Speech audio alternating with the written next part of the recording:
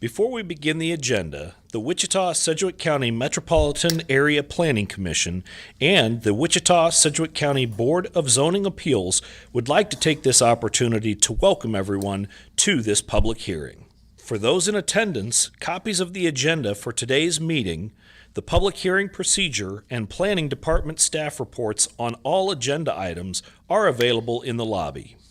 The Planning Commission's and the BZA's bylaws limit the applicant on a zoning, subdivision, or variance application and his or her representatives to a total of 10 minutes of speaking time at the start of the hearing on that item, plus up to 2 minutes at the conclusion of that hearing.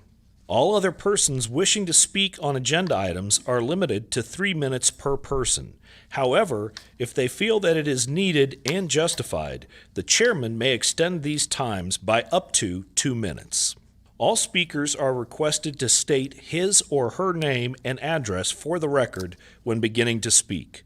When you are finished speaking, please share your name, address, and the case number on the sheet provided in the room. This will enable staff to notify you if there are any additional proceedings concerning that item. All speakers at the podium, please remove your face mask before speaking into the microphone. Please note that all written and visual materials you present to the Commission and the Board will be retained by the Secretary as part of the official record. If you are not speaking, but you wish to be notified about future proceedings on a particular case, please provide your contact information to the Planning Department. The Planning Commission and the Board are interested in hearing the views of all persons who wish to express themselves on all the agenda items. However, we ask that all speakers please be as courteous and concise as possible and avoid long repetitions of facts or opinions which have already been stated. For your information, the Wichita City Council has adopted a policy for all city zoning items. A copy of this policy is available from the planning staff.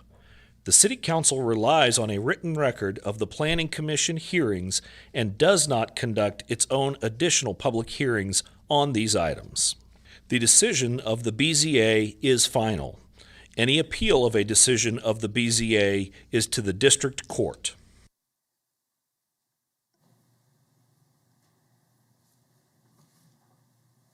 Okay, if we could have roll call, please.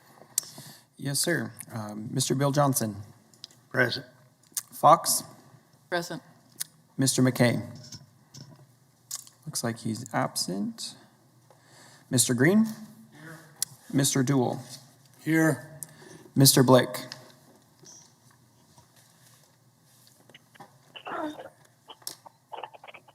Mr. Blake. Looks like he's absent. Mr. Nix. Here. Ms. Foster. Here. Mr. Warren. Here. Mr. Joe Johnson. Here. Ms. Miles is absent today. Mr. Hartman. He's here. Ms. Cunningham.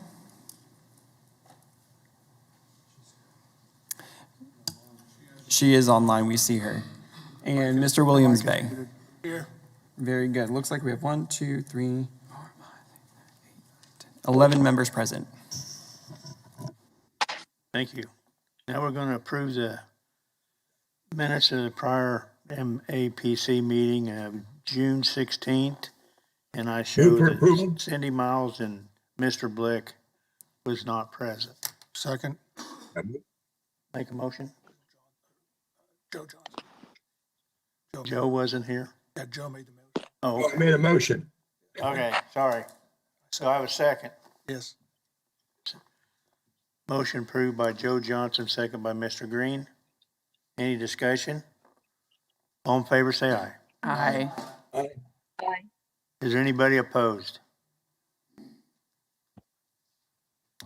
Okay, now we're going to go through the agenda and see what items we can take on consent.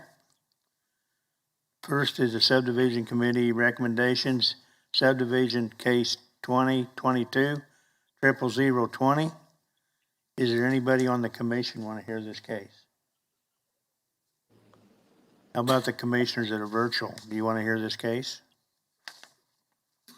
Anybody in the commission chambers want to hear this case? Anybody virtual want to hear this case? 2-1 will take on consent. The next item is 2.2, subdivision 2022-00030. Anybody on the commission want to hear this case? How about the commissioners are virtual? Is there anybody in the commission chambers want to hear this case? Seeing none, anybody virtual want to hear this case? 2.2, we can take on consent. I move approval of items 2.1 and 2.2. Motion was made by Ms. Fox, second by Ms. Foster. Any discussion? All in favor, say aye. Aye. Anybody opposed? Next one, we'll go to the public hearings, which is case 3.1, vacation 2022-00018. Anybody on the commission want to hear this case? How about the commissioners of virtual want to hear it? Anybody in the commission chambers want to hear it? Anybody virtual want to hear this case? Seeing none, we can take that on consent. 3.2, vacation 2022-00019. Anybody on the commission want to hear this case? How about the commissioners virtual want to hear it? Anybody in the commission chambers want to hear this case? Anybody virtual? We can take those. I think we have people tuning in for this one. I'm sorry. I'm trying to read online. Is this the one on North Woodrow Court or North Woodrow Avenue? No, this is a vacation item, vacation I'm sorry. 2022-19. That's okay. Move we Okay. approve items 3.1, 3.2. Motion by Mr. Green, second by Mr. Nix. Any discussion? All in favor, say aye. Aye. Anybody opposed? Okay, now the public hearings. First case is 2022-00018. Anybody on the commission want to hear this case? How about the commissioners virtual want to hear it? Anybody in the commission chambers, anybody want to hear this case? Anybody virtual want to hear this case? Let me take that on consent. Next one's 2022-00019. Anybody on the commission want to hear this case? How about the commissioners that are virtual? Yes. You want to hear it? Yeah. We will hear that case. Next one, 4.3, 2022-00020. Anybody on the commission want to hear this case? Anybody virtual commissioners that want to hear this case?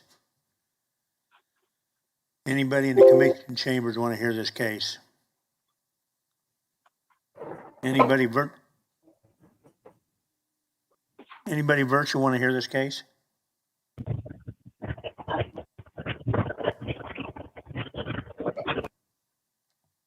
We'll take that on consent. Item 4.4, PUD 2022-00012. We're going to hear that case. Is that correct, Philip? The next one is 4.5, PUD 2022-00014. We need to hear that case, Philip. All right, 4.6, PUD 2022-00015. Anybody on the commission want to hear this case? How about the commissioners that are virtual want to hear it? Anybody in the commission chambers want to hear it? Anybody virtual want to hear that case?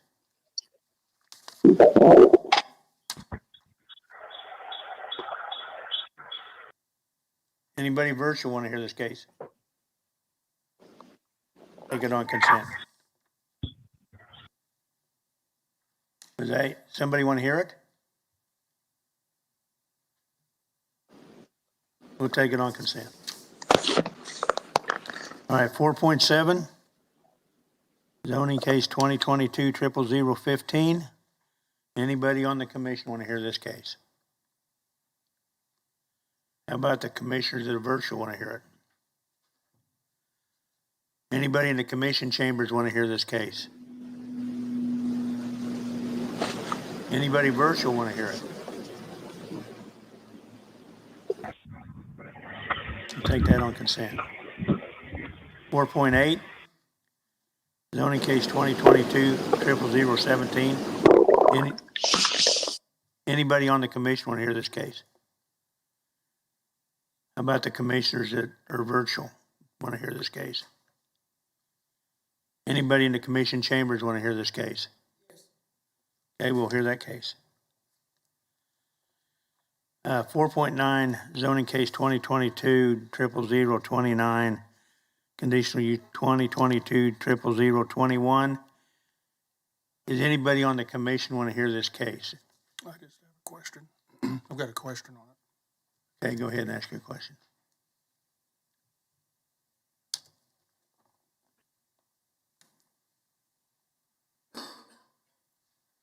Hello. I've got a couple of questions, I guess. Okay. One of them is under the recommendation, and I've seen this on other cases, where that for today, where it's approval of the request for the zone change and conditional use with the following recommendations, not requirements. I've lost sound. Has anybody else? I can't hear anything. I can't hear anything. He didn't have his Yeah. mic on. Either, it says Paul's presenting, but I'm not hearing anything. My microphone's on. Is it not coming through online? Okay. Can you hear me, Susie? I am checking with the staff in the council chambers. This is Scott Wadle. I'm on remote. So I'll keep you posted. Okay. Well, test 1, 2. Scott, can you hear? Yes, we can hear you. I think we can hear each other. We just can't hear the presenter. Can you hear me okay?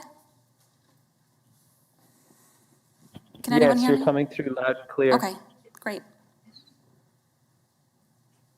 Okay, well, back to my original question here. It says approval of the request for the zone change and conditional use with the following recommendations, not requirements. That's correct. So all of these, 5, 6 items here are just recommendations That is correct. and no requirements. So they would not have to put sidewalk around the perimeter, They're not required to. It's merely a recommendation. and they would not have to lay out their site plan. So it's all just, No, it's not required. I guess that begs the question, why do we have the requirements if they're not, or the recommendations? They're just suggested actions by staff based on our review, but based on our plans and policies and regulations in place, we can't require them, but they're just suggestions based on our review of how we feel the site could be better developed or things. They're options for different boards to potentially put in as requirements, but from our perspective, we don't necessarily have things that require those things be put in place. That's why they're just put in there more as a recommendation, but not a requirement. So at some point, Alexa, shut up. so at some point, there may be another governing body that would require these? Not necessarily they're merely put in there to raise awareness of this could be an option of how to develop the site if the planning commission today, or maybe a district advisory board will want to choose to require them, that would be their consideration. But from a staff perspective, we did not want to put them as a condition of approval.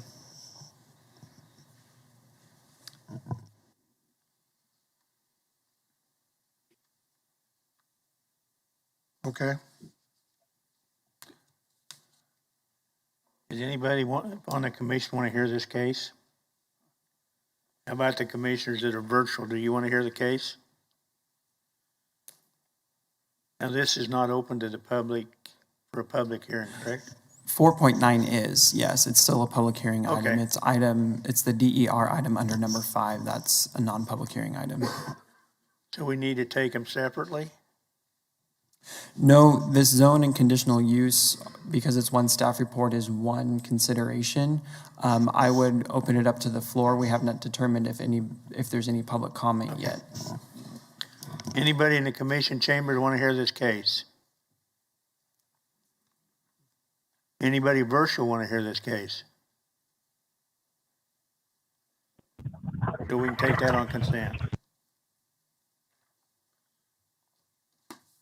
I move that we approve 4.1, 4.3, 4.6, and 4.7 per staff comments. And 4.9. And, I'm sorry, and 4.9. Motion made by Ms. Foster, second by Mr. Warren. Any discussion? All in favor, say aye. Aye. Anybody opposed?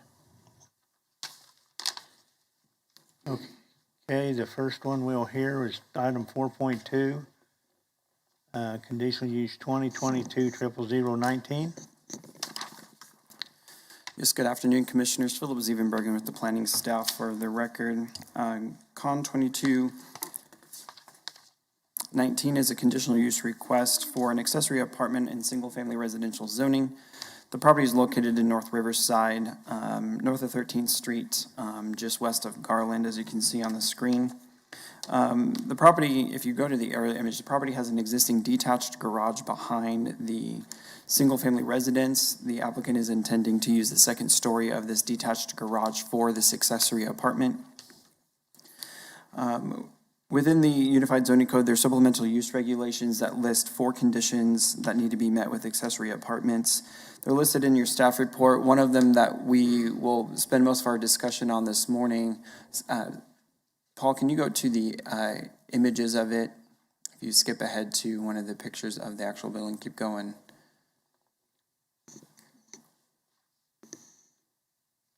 There we go. That's a good picture right there. So this is the existing detached garage. Condition number 3, the accessory apartment shall remain accessory to and under the same ownership. I apologize, it's actually number 2. The appearance of the accessory apartment will be compatible to the main dwelling unit within the character of the neighborhood. As you kind of saw through those flips of the pictures, there's a lot more red brick. The original structure none of the structures around this in the neighborhood really have the white stone. There are some properties with siding and things like that, but it's mostly the white stone that kind of brings into the question of whether or not this has a compatible appearance. 2 ways that this could be handled is whether or not it's in the opinion of the Planning Commission that this structure is compatible in character, or the applicant could request a waiver of this condition, which would require this case to go to City Council for final approval. Properties surrounding this are all zoned single-family residential with single-family homes with majority of brick facades. There's also a school and church who occupy land a couple blocks north. Overall, staff is recommending approval. Again, we have that question of whether or not there's a compatibility of the appearance of the structure. If it is not waived and it is not in the opinion of the Planning Commission that it is compatible, then the applicant would have to work on changing the appearance of it. It may just be worth moving forward with a waiver that would be approved by City Council, but that's up for the discussion today in the meeting. With that, I can stand for any questions. Any questions, staff? Mr. Nix? I noticed that the siding, there are houses with siding, but they're not houses with that wide modern siding. Most of them are the 4-inch antique clapboard siding. And it looks really good in the picture, but if you've driven past it, that brick really, or that rock really looks out of place. I just wondered if it was painted more to match the house. I wondered if the brick could be stained. It's a faux rock. It looks like a masonry, but it looks molded. And it dwarfs the house, really. It's not really compatible with the neighborhood, but I'm not that much against it if it were blended in a little bit better, maybe. Mr. Nix? Have we had anybody from the neighborhood? We're close, comment on this? Yes, I received a phone call yesterday from, I don't remember, it's Claire Willenberg. If she is not the current president of the North Riverside Neighborhood Association, she is actively involved in the North Riverside Neighborhood Association. And her comment was kind of in the same vein of the white stone is the thing that generally stands out the most in terms of its appearance. Right. The sticking point with this is always when, there are no architectural requirements for an accessory structure to be built, so you build a garage, and it was not required. It's now, all of a sudden, when the apartment is going to be installed and the dwelling unit having to do the zoning approval to get through there, that these apply. So the structure existed before, now they're adding an apartment to it. Now there's issues with the possible compatibility of the architecture. Will anyone know that there's an apartment up there? I don't know if that's a question I can answer.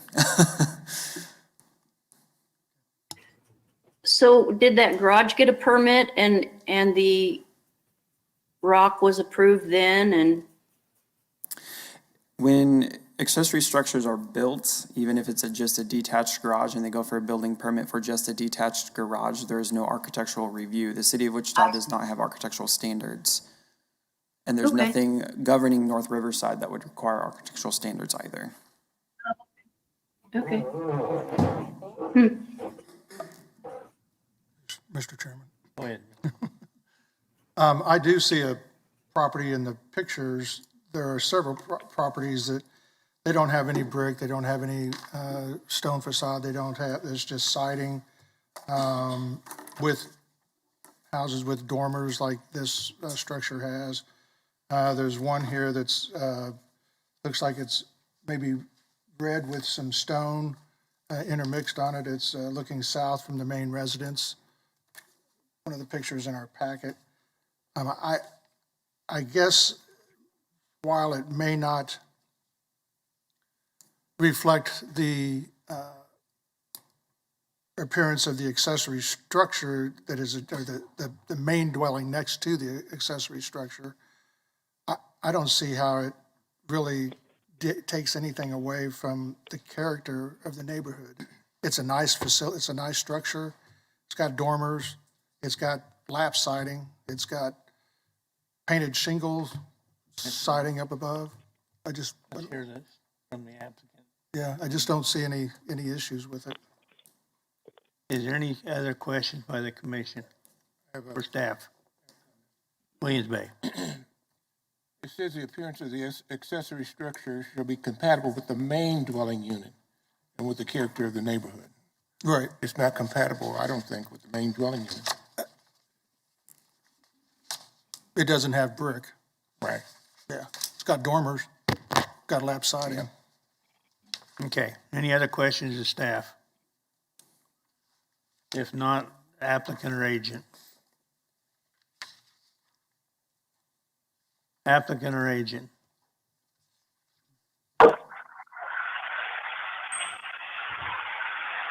Is the applicant or agent virtual? Okay.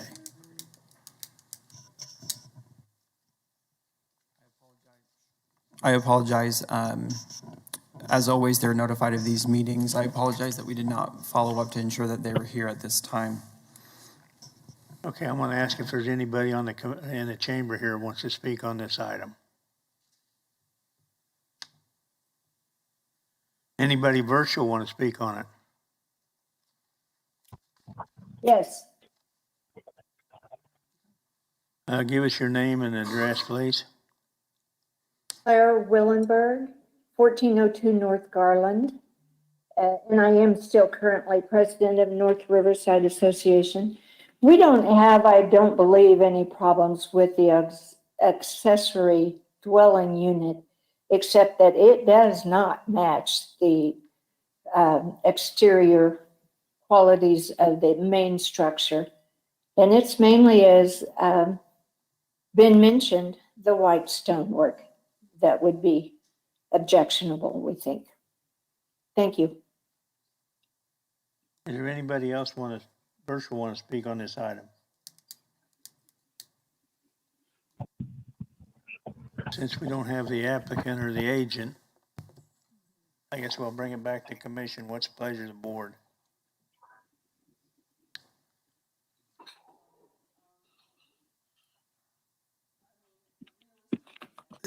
Is your mic on? Realistically, at this point, as a garage, it's permitted and it's allowed and it would stay that way and be in the neighborhood with its white stone indefinitely if we don't allow the ADU. If we did allow the ADU, we either have to come to the conclusion that the white stone is in character, or I would assume we would have to require the owner to do something about that white stone, strip it off and put on brick, ideally. Is that? There's a third option of recommending a waiver of that supplemental use regulation, which pushes this case to have final approval by city council. Okay, so that's our third option, which basically boots the decision down the road, but that may not be a bad option. I guess I feel like, I think in general, I approve of the idea of an ADU in North Riverside. I think it's a better, more appropriate use of land. But I can't look at that and think that it's in character with the main structure and the neighborhood, which is what the requirements are. So perhaps we need to do the waiver to push it to the road to city council to make the decision, but I'd like to hear what other members of the board have to say. Any other discussion? I'm in agreement. If nothing changes, unless people know that someone's living up there, it's the same yesterday as it was tomorrow. So let's let a sleeping dog lie. So I guess I will make, whoops, sorry. So- Go ahead, Mr. Green. When you say let a sleeping dog lie, are you saying to have the city council approve it? Or, so the city council will have to, yeah. Or, I make a motion, we approve it. Yeah, Joe?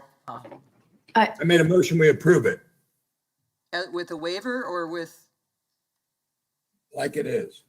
Yeah. with, I can't, Joe, was that with a waiver? he said like it is, That's I'm not what sure what it that means. and, I don't think it needs to go to the city council. yeah, so Well, we're yeah, still yeah, discussing the motion though. we do have a choice by saying that we approve it and that it meets the character of the neighborhood. Just Mr.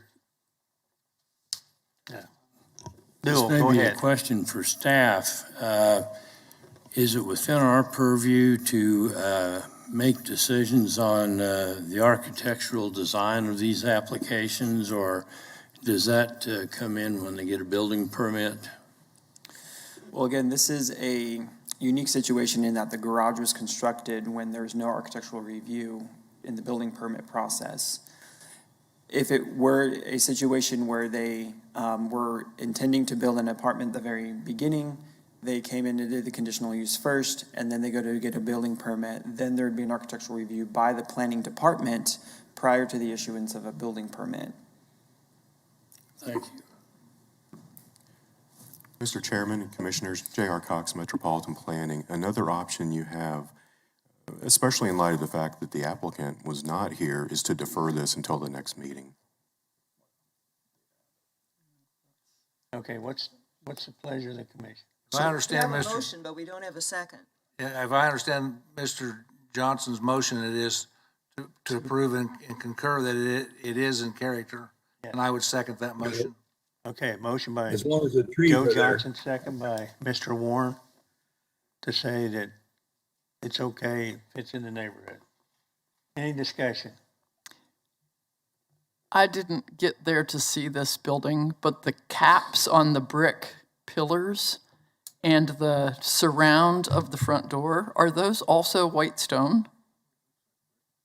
Because that's kind of how I saw compatibility, that It I mean- appears that they're at least in kind in terms of texture and color with the stone with the veneer. facade, yeah. So that, and recognizing that the owner didn't have to I comply with drove standards. past it. I drove past it several times, and it's, you know, a beautiful building, and I don't have a problem with it, except when you do go by, the blue-gray is really in contrast to the red brick. Maybe it would be more compatible with the house itself if that were just simply changed in color, but we don't have the owner agent to talk to, so we don't know how reasonable that is. We do have a motion and a second. All in favor of the motion, say aye. Let's do a roll call. Yes, sir. Mr. Bill Johnson, Yes. Ms. Fox, Yes, Mr. Green, Aye. Mr. Dool, Yes. Mr. Nix, Yes. Ms. Foster, No? Mr. Warren, Yes? Mr. Joe Johnson, Yes. Mr. Hartman. He's a yes. Ms. Cunningham, Yes. Mr. Williams Bay. No. It passes 9-2. So it does pass. So now the next one we're going to take is 4.4, PUD 2022-00012.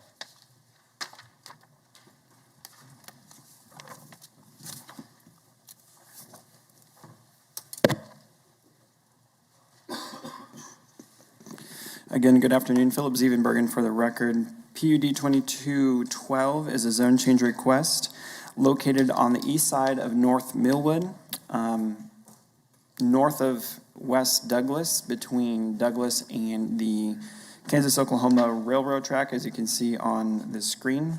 The property is currently zone limited industrial. The planned unit development would create a custom zoning for microbrewery, retail, restaurants, and other uses permitted in the central business district. The applicant is Central Standard Brewing, which if you're familiar with them or not, they are a Wichita-based microbrewery with an established location at 156 South Greenwood, kind of on the east side and the outskirts of downtown. The intent is to expand their business model and open a second location on North Millwood, with this new location being their primary production location. Their existing location would still operate as it is now. This would be an additional location for them. The PUD would permit what they define as a marketplace, which includes additional tenants with either retail or restaurant-based dining options. They'd also provide the opportunity for outdoor entertainment such as games and entertainment and things like that. The base of the planned unit development would allow development standards consistent with the central business district zoning classification. Specifically, the zoning classification is unique in that it has 0 setback requirements, which several of these buildings were built to the property line anyway, so it would actually bring them into conformance with the zoning code. In addition, the central business district does not require any off-street parking requirement. The applicant can provide additional off-street parking if they choose, but it would just not be required by this PUD. Furthermore, this PUD would permit entertainment when there is the service of alcohol, as our zoning code defines that. That is considered a nightclub in the city. Whether you consider it a true nightclub or not, that's a value judgment. The Staff recommended PUD language would restrict the entertainment portion of this to the east side of the property. In conversation with the applicant, they would like to amend. They're okay with that. What they want to do is have it follow the curvilinear path to where your dividing line isn't necessarily a straight line. It follows the curvilinear path of the railroad track boundary on the east side of the property.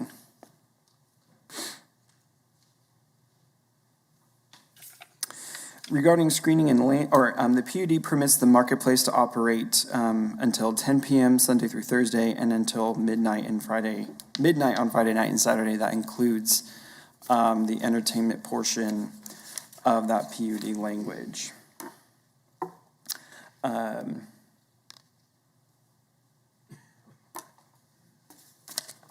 In addition, staff recommends additional language to the PUD text to say that it has to comply with the Wichita noise ordinance.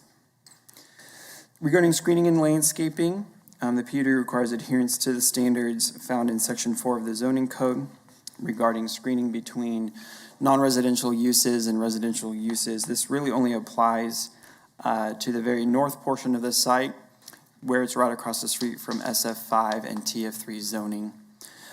Something unique about this property is directly across Millwood to the west, you have properties zoned general commercial and limited industrial, and a good number of those are actually homes. There is one commercial structure kind of sandwiched in the middle. So you have very intense commercial zoning, but developed as single-family homes across from non-restricted limited industrial zoning. It's carryover from when Delano was a much heavier intensive location, but this is actually a little bit of a cleanup in the area.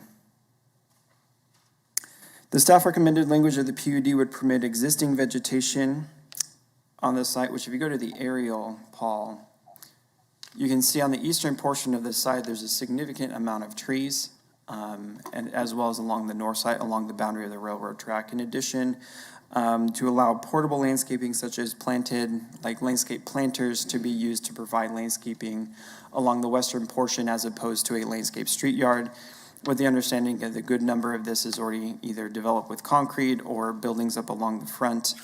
You can still provide landscaping more in planters versus actually physically digging up the earth and planting it into the ground.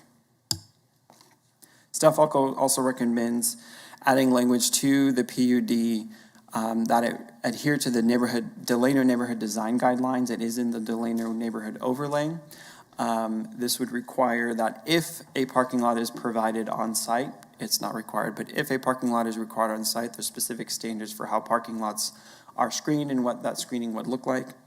In addition, regarding the architectural controls, it would have regulations regarding any modifications to the exterior of the buildings, or if there's any new buildings that would be built, that they would be in character with the Delano neighborhood.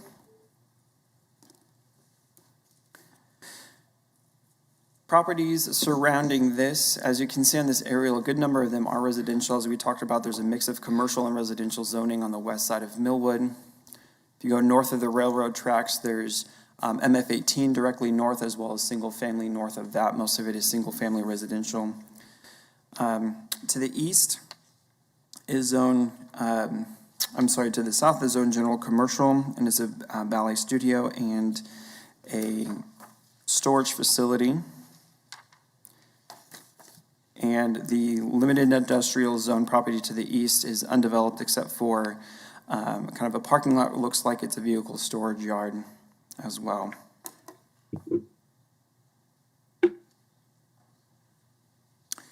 Regarding public services, North Millwood is a local street. It is paved with sidewalks on both sides. Municipal water and sewer services are available. Wichita Transit does provide bus service along Douglas. Something unique about Douglas is it does have service by the Q line, which is the free, it's not necessarily on a trolley anymore, but a free trolley service that operates in the weeknights as on Saturday. It does not extend all the way to Millwood. It's only about a half mile away. It turns around over at Douglas and Seneca. Of course, this could also spark conversation with Wichita Transit on whether or not extension of the Q line would be possible, but that's a decision for them to make. Something that could also be a consideration, and I believe the applicant would be willing to pursue this, is working with Public Works and Utilities to allow them to have angled parking in the right-of-way versus just using parallel parking along the curb. That would actually provide more on-street parking along the east side of Millwood. It's not part of the recommendation in here, but that was a conversation that we have had with the applicant. If the idea of parking seems to be a sticking point, there is the opportunity for them to work with the Public Works and Utility Department, get a use of street permit for them to allow for parking in the right-of-way. Regarding conformance to the comprehensive plan, if you go to the land use map, Paul, the comprehensive plan identifies the site. It's kind of split. You can see on the south side of the site as appropriate for industrial uses, and the north portion of the site, north of First Street, as appropriate for residential uses. So we kind of look at the mix of that to say it's more of a commercial residential mix as what's appropriate. What's interesting about this site is, as I mentioned before, this is a non-restricted limited industrial use zone site right now. And actually the provisions of the PUD in a sense are down zoning and limiting the number of uses on the site than what is currently permitted regarding intensity, noise, light, odor, kind of nuisance type of things when they are across the street from residential uses. So in a sense, this is actually restricting the site more than what it actually is right now. Staff finds that it is in conformance to the locational guidelines of the comprehensive plan, specifically those that I'm talking about infill development that maximizes public investment. The site has been underutilized or unutilized for some time. This is an example of adaptive reuse. They're intending to use most of the structures and to kind of move into the site and actually improve and clean up the site and actually make it bring back to the community and invest in the community as well. In terms of land use compatibility, again, this is a limited industrial site with no restrictions. The provisions of the PUD kind of downzone it, and it has regulations regarding screening and landscaping, the Delano design guidelines for architectural controls, as well as hours of operation that would mitigate possible negative impacts on the site. Staff finds that it's in conformance with the Wichita Places for People plan, specifically strategy number 3 that states improve the economic feasibility for commercial services and uses and the markets necessary to support them.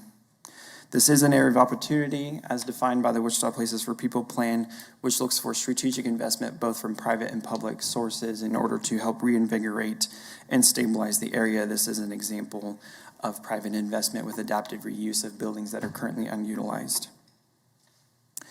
The Delano neighborhood future land use map identifies a portion of the site is appropriate for commercial development and another portion of the site is appropriate for residential development, much like the comprehensive plan. So you kind of blend those together to say that it's appropriate for kind of a mix of commercial and residential development. Guiding principles of the Delano neighborhood plan, there's one that says support an innovative, vibrant, and diverse economy. The proposed PUD provides an opportunity to downzone the industrial properties while supporting the expansion of a local business. And also, there's a policy that says take better care of what we already have.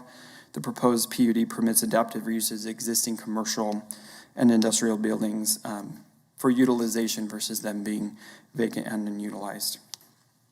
Overall, staff is recommending approval subject to the conditions in your staff report. One of those conditions is having the modified PUD language per staff recommendation. My understanding is that the applicant is in agreement with staff recommended PUD language. They are here to speak on that as well. Findings for our recommendation. The property could currently be used for industrial purposes, which would probably have more of a detrimental impact on surrounding neighborhood properties that are residential. The PUD provides regulations that would actually restrict the type of uses and significantly reduce the opportunity for nuisance-related issues regarding commercial development in the area. And as we talked about, we find that it is in conformance with the comprehensive plan. We can go through pictures of the site if we want to move forward, Paul. This is the PUD boundary. You can see that there is a kind of a cutout here. That is a separate property owner who did not wish to be part of the PUD, so it does not apply to them. The PUD kind of wraps around their property as of right now. So that property will stay zone limited industrial, and the PUD will wrap around it. Next picture, please. This is on the north side of the site. We're on the east side of Millwood looking north. This is where the railroad tracks cross over Millwood. You can see the single-family home on the other side of the railroad tracks from the subject site. Next picture. This is looking across the street. The TF3 property zoned there is developed with a duplex. Next picture. This is also looking northwest toward the west side of Millwood at a residential property across the street. Next picture. This is on the south side of the property looking northwest. You can see here the compatibility we have with residential, commercial buildings sandwiched in the middle, and then residential properties to the north. Again, this is on the west side of Millwood.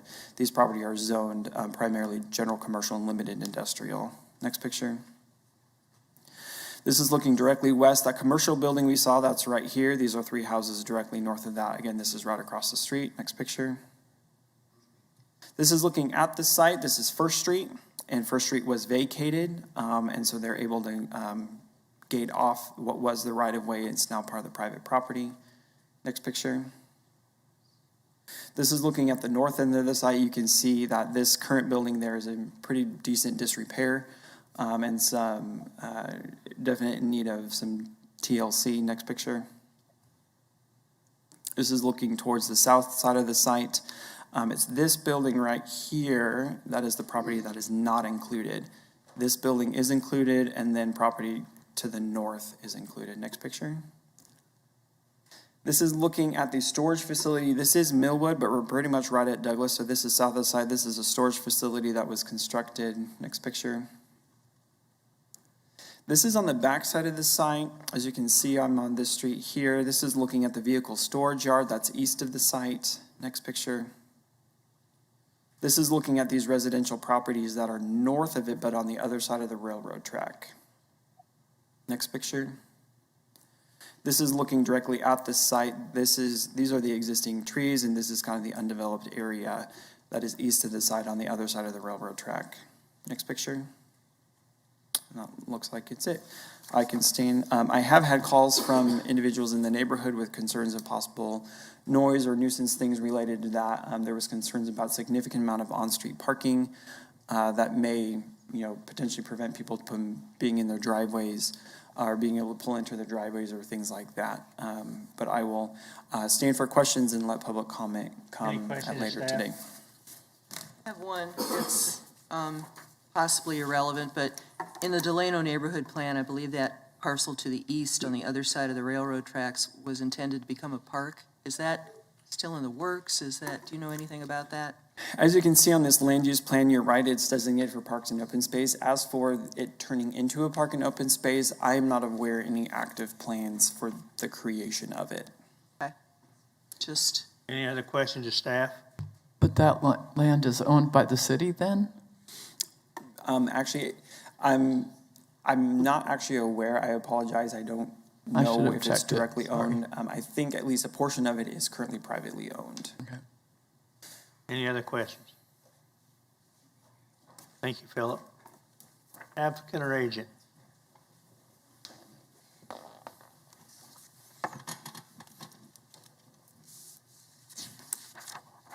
Thank you, Kim.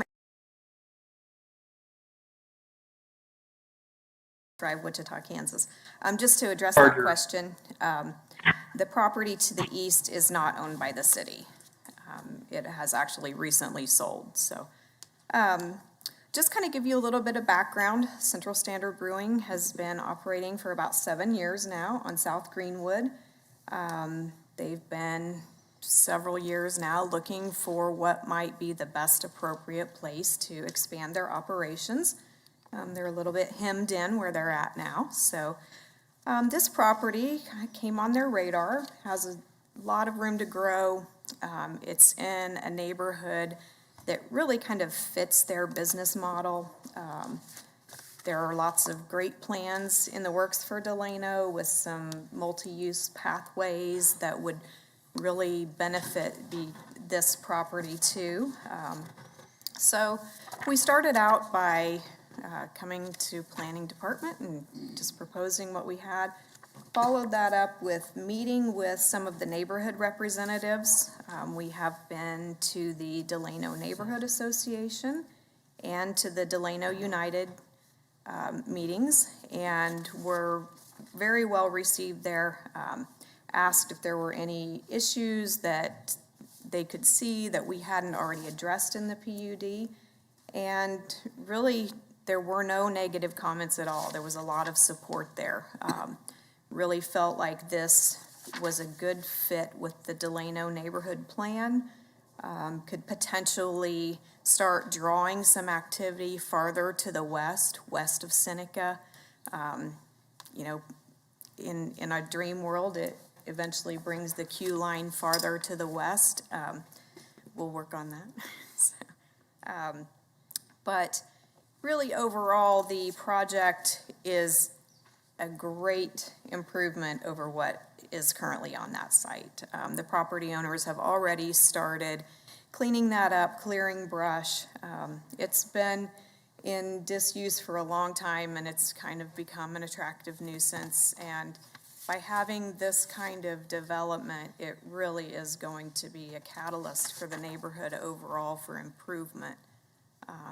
There are a lot more restrictions on it than would be just if it's zoned outright limited industrial. So overall, just a great benefit to the neighborhood. Some of the things that were discussed were issues like parking. One of our intents is to work with the Public Works Department and request a minor street permit to do some diagonal parking along Millwood. There is a significant right-of-way. That street has 80 feet of right-of-way, so there's quite a bit of room in there that could be done, and it's already in place to the south of this property. Along that you saw the building where the storage facility is. There is currently diagonal parking along that building, so we would like to continue that on into this area. So some of the parking will be provided on site, but we're just trying to get a balance there of not using up too much of the site with parking and losing the ability to use the property for, you know, an outdoor beer garden, games. Central Standard Brewing is a very family-friendly environment. There's kids, dogs are always welcome. You know, there's lots of yard games going on, things like that, food trucks. So trying to minimize losing space on the site for parking, but being able to provide quite a lot of diagonal parking along Millwood there. We would ask that along that same vein, that the requirement to screen parking would be waived if that's diagonal parking, because there's really no way to screen the diagonal parking from the neighbors to the west. So I would be glad to stand for any questions that you have. And Mr. Green? Yeah, Kim, on the diagonal parking that you're referencing, how wide is Millwood, the paved portion of Millwood, as opposed to the right-of-way on Millwood? There's approximately 18 feet of unpaved portion of Millwood. On the, in what would be considered the right-of-way? Right. Between the curb and Yes. the existing right-of-way? Right. Because, yeah, I was trying to visualize diagonal parking there, and all I saw were wrecks and potential Yeah. conflict where vehicles would be backing up into the traffic coming not only from the south, but also from the north, so. Yeah, like I said, it's already existing to the south of this, so it's, in practice, it's already happening, so. Right, but it's paved. Right. All the way to the right-of-way line. Right, and so we would pave the area that would be in diagonal parking, definitely. Ms. Foster? Just because I live near here and know how many trains go by, do you have plans for some sort of fence or something There to will be protect? fencing, just for safety purposes, to make sure that no kids, dogs, people Yeah. get into that railroad right-of-way area. So definitely. Okay, there the will- trains go very slowly, but that doesn't matter if you get hit by a train. Right. Yeah, that is definitely part of the plans. The buildings on this site, they will have to be evaluated to see, structurally, whether or not it makes sense to keep the buildings, rehab them, or if they, ideally, that would be best, and if possible. There's a lot of trees on the site. They want to keep absolutely everyone if they can. So, this, from an appearance standpoint, is only going to improve at this Ms. point. Foster? You indicate one of the purposes to increase the production and make this the primary production facility. So truck traffic, like, does that mean semi-truck loads No, of? no, Okay. everything is done just, maybe box vans. Okay. So it's not, you're not going to have a semi sitting there parked in? No. And then the outdoor entertainment activity, like a lot of times the number of people has a big impact on the sound, et cetera. So do you have plans enough to say what would be the occupancy, basically, That's that you're gonna- looking at? That will all have to go through MABCD, Yeah. Based on capacity and. But like, are you envisioning like a 300-seat venue where No, hundreds of people come to convene? The scale or? of it would be more like, a small band. Okay. A little acoustic trio type thing. Definitely, there may be some events that would be in connection with, having food trucks there. But again, that was why we added the limited hours of operation too. Mr. Ward? Kim, you answered most of my questions. The one that I would like to hear is, it says staff recommends that a language be added to the PUD regarding adherence to the Delano overlay district and architectural control. Are you guys okay with that?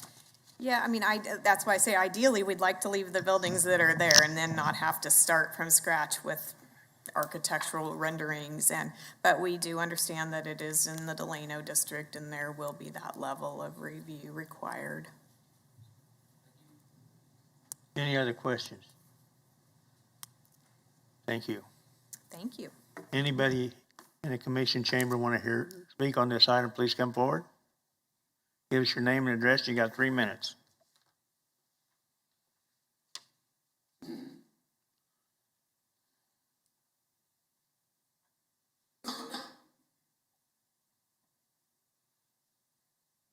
My name is Margaret Tucker, and I live at 208 North Vine. And this, Can you pull the mic down? do I need to start over? My name is Margaret Tucker, and I live at 208 North Vine, which is 1 block east of the proposed site. And if they don't have a parking lot that will take care of all their traffic, there's a lot of small children in the area, so the traffic could cause problems. And there's a lot of traffic up and down Vine, which goes down Millwood then too. So if they don't have to have a parking lot, I'm definitely against this. Thank you for listening to me. Anybody have any questions of the speaker? Is there anybody else want to speak on this item? Is there anybody virtual want to speak on this item?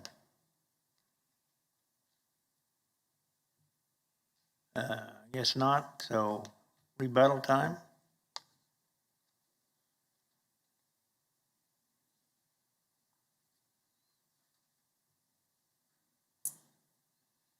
Kim Edgington for the record, just in our opinion, the diagonal parking that we can provide along Millwood will serve a lot of the parking needs. And also, we are not opposed, again, to providing parking on the site, and will do so as much as possible. But we also understand that there's a lot, or they anticipate that there's a lot of the customer base that may not be driving to this location. Maybe biking, maybe walking, maybe riding the queue line, walking the distance from where it ends. So, right now they have been excellent neighbors at their existing facility, have received nothing but compliments from the neighboring property owners to how they have handled issues such as this. So they certainly are not in business to be a bad neighbor, and will do everything necessary to make sure that they provide a safe, welcoming environment for all types of uses, whether it's pedestrian, bicycle, or vehicle use. Any additional questions? Agent? Question for staff, I guess, maybe JR. Can the commission recommend that diagonal parking be, strongly recommend that it be approved, or add some comment about that to our plan? Who approves diagonal parking? J.R. Cox, Metropolitan Planning. I think the commission might be able to do that. I think the issue would be I don't think the commission can require a department of the city to do something that they're not here to speak on, as whether they'd be amenable to doing that. Not that they wouldn't, but we don't know that. And I don't think the commission can require, because if that's the way it turned out to be a requirement, then that would become an issue. Public Works is gonna have to approve this anyway. Traffic. Right. Yeah. Correct. And traffic. So I wouldn't see trying to put something on it because they may not agree with us. Any other questions? If not, I'll bring it back to commission. What's the pleasure of the board? Move that we approve per staff comment. Have a Second. motion to approve. Second. Second by Ms. Foster. Motion by Mr. Green. All in favor, say aye. Aye. Is there anybody opposed? Aye. Ms. Next Cunningham, can you clarify, was your vote for or against? Mine? Ms. Cunningham, I apologize. Oh, I'm for it. Okay, thank you. I hurried too fast. Next item is 4.5, PUD 2022-00014. And we get Philip again.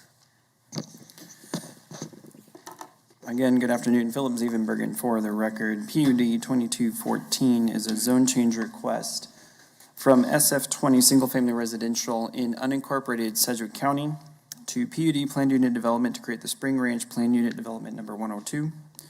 As you can see on the screen, the property is located on the southwest corner of US 54 Kellogg and South 159th Street East. 159th Street is the county line. Properties east of this location are in Butler County and the city of Andover. Properties surrounding this, anything you see in white, red, or gray is in the city limits of Wichita. Anything that you see in the kind of tan peach color, which is SF20 zoning, is unincorporated Sedgwick County. So the majority of the property is surrounded by city limits of either Wichita or Andover.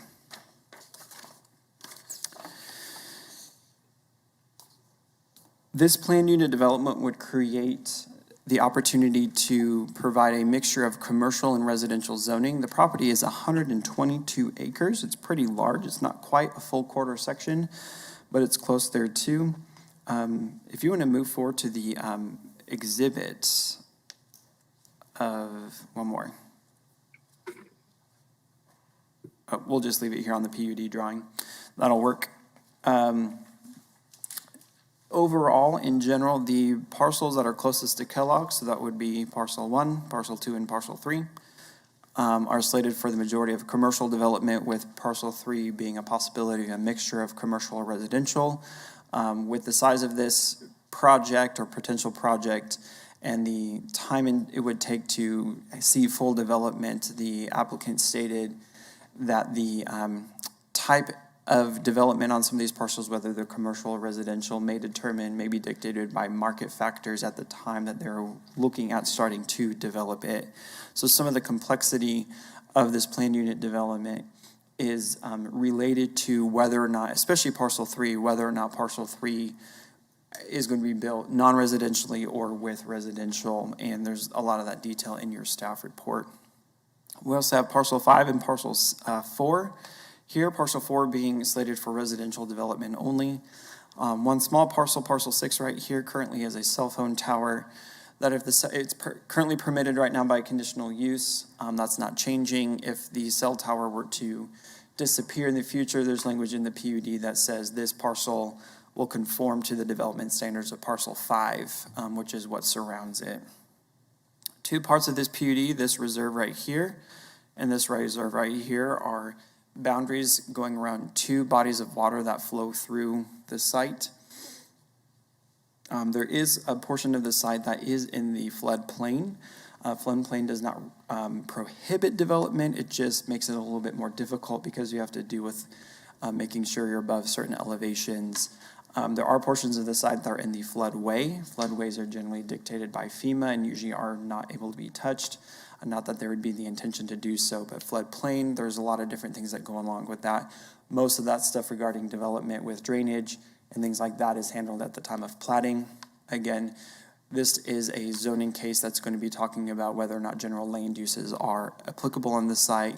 The functionality and the specifics of how the site is developed are generally dealt at the time of platting or when during the building permit review process.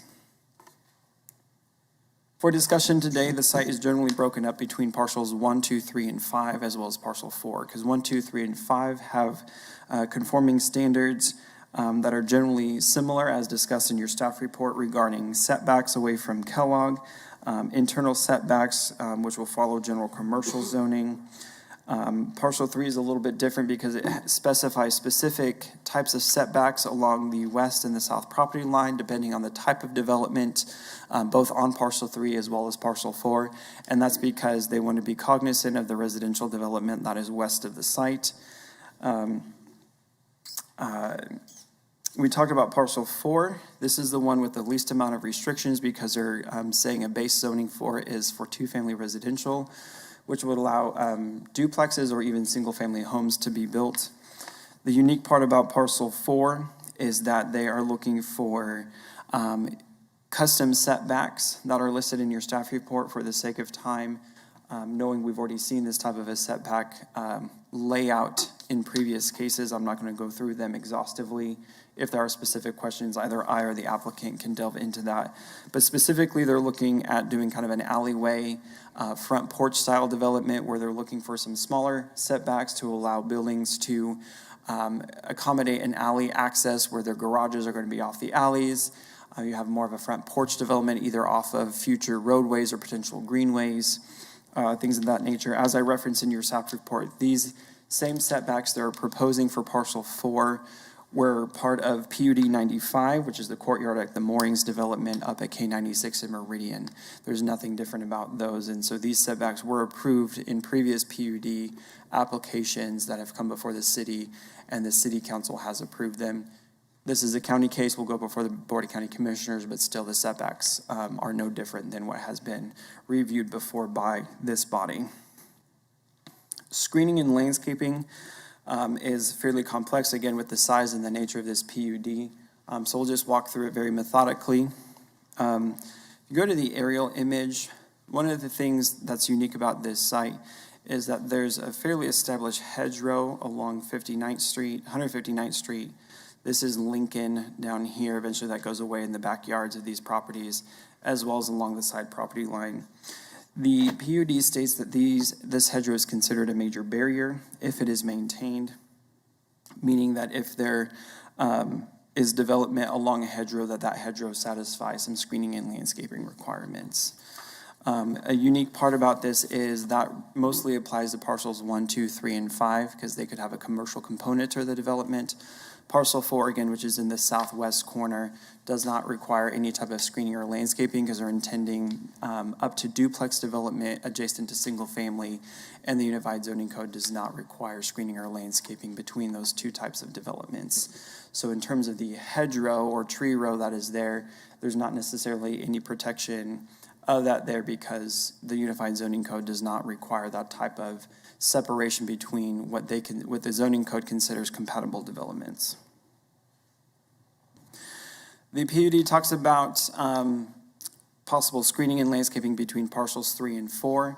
Again, this is the one, the fate of parcel 3 is probably most dependent upon market factors regarding whether it will be developed residentially or commercially. Again, I won't go into the grave details of what that screening is. It's in your staff report there, but it could be anything from if it's residential to residential, that nothing is required if it's multifamily residential, to the duplex development on parcel 4 that they may require some landscape buffering. If it's non-residential with commercial development, they're going to add a masonry wall plus the landscaping. So again, it kind of depends on what the future development will look like. Signage on the site is more or less per the code. There's a lot of details in there regarding what the signs will be. Of particular note is that on parcel 3, which again is this northwest corner of the site, there's a stipulation that says that building signs are prohibited on the west and south facades when they're adjacent to residential uses. Again, that's the same thing for parcel 5 being over here. It even has the stipulations of residential uses across 159th Street into Butler County and Andover. Regarding off-site signage, they do allow off-site and billboard signs along Kellogg. All of the stipulations within that signage of the PUD is per the code, so there's nothing unique about that information provided in your staff report. Properties surrounding this, we have single-family SF5 on the west and the south. You can see here the majority of that property is developed with single-family homes. There is a utility substation right here, just on the west side in the very northwest corner, adjacent to this site there. This property down here is on single-family SF5, but is agricultural land. These properties over here in Andover have varying degrees of single-family residential zoning and are developed with kind of suburban-style single-family residential and larger lot single-family residential. This property here along Kellogg has a commercial zoning in Andover and developed with a fireworks stand and like a RV recreational vehicle sales lot. Property to the north is limited commercial and planned unit development. The limited commercial property is not developed. The planned unit development has kind of a retail store for landscaping rock for it. The property has 2 conditional uses on it. One is for the cell phone tower that we talked about. Another one is in the southwest corner that would have allowed a governmental use. It just was never constructed. The PUD language says that if this zoning is approved, that the conditional use for the government use down in the southwest corner will be nullified, and that will no longer be a permitted use on the site. They are anticipating extending Wichita water and sewer services. However, they are not anticipating annexation at this time. They're not required to. However, typically when they sign into Wichita utilities, they usually have to sign a no protest waiver if the city were to want to annex them in the future.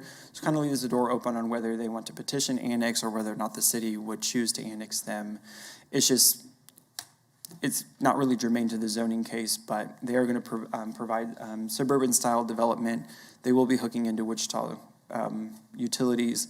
Whether or not the city chooses to annex them in the future is really up to the property owner or the city of Wichita. Public services regarding the street network as well as the utilities, all of this will potentially have changes to it at the time of plating. If you're not aware, KDOT has green-lighted at least funding for design for the next 2 miles of East Kellogg from K96 interchange, which is off the map over here, all the way to 159th Street. So that will also be taken into consideration when it's in terms of the time of plating, if any land will be used for right-of-way for possible future Kellogg expansion. In terms of whether or not additional right-of-way is needed for 159th Street, Lincoln, Brookhaven, and what the street network internally will look like, that will be determined at the time of plating. Something interesting to note is that this street right here and this street down here, these subdivisions were platted with street stubs in 1980 and 1979, with basically indicating that there was the anticipation of future development on this property to provide opportunities for internal connections through those areas. Whether or not that's determined, again, will be at the time of plating in terms of where access will be from and whether or not those streets are opened up into this internal site. Regarding the comprehensive plan, the community investments plan identifies the north portion of the site as appropriate for a new residential and employment mix, which is what those parcels are considering to do, so we find that it's conformance to that. It identifies the south portion of the site as appropriate for new residential, which is primarily what the applicant is looking to provide as well. So we find that it's in conformance to the comprehensive plan. Overall, staff is recommending approval, subject to the staff recommended PUD language in your report. Staff worked back and forth with the applicant regarding suggested changes and things like that, and I believe we are in agreement with what the PUD language looks like. One caveat to that, which was information I received yesterday, so just more of an audible here. One of the uses that they initially listed as being prohibited is a golf course, and they've kind of been to the point of like, well, maybe that could be something we might do in the future. We don't want to restrict ourselves, not necessarily saying they will put a golf course in, but that's one thing they want to remove from the list. With today's meeting, that if there's a recommendation for approval, that would be a permitted use on the site for you guys to consider.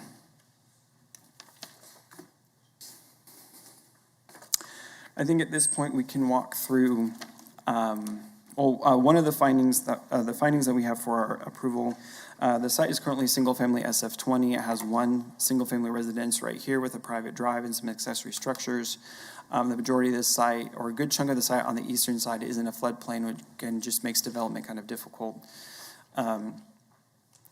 It could be replatted with single-family SF20 uses. If it's single-family residential, that's a minimum of a 20,000 square foot lot.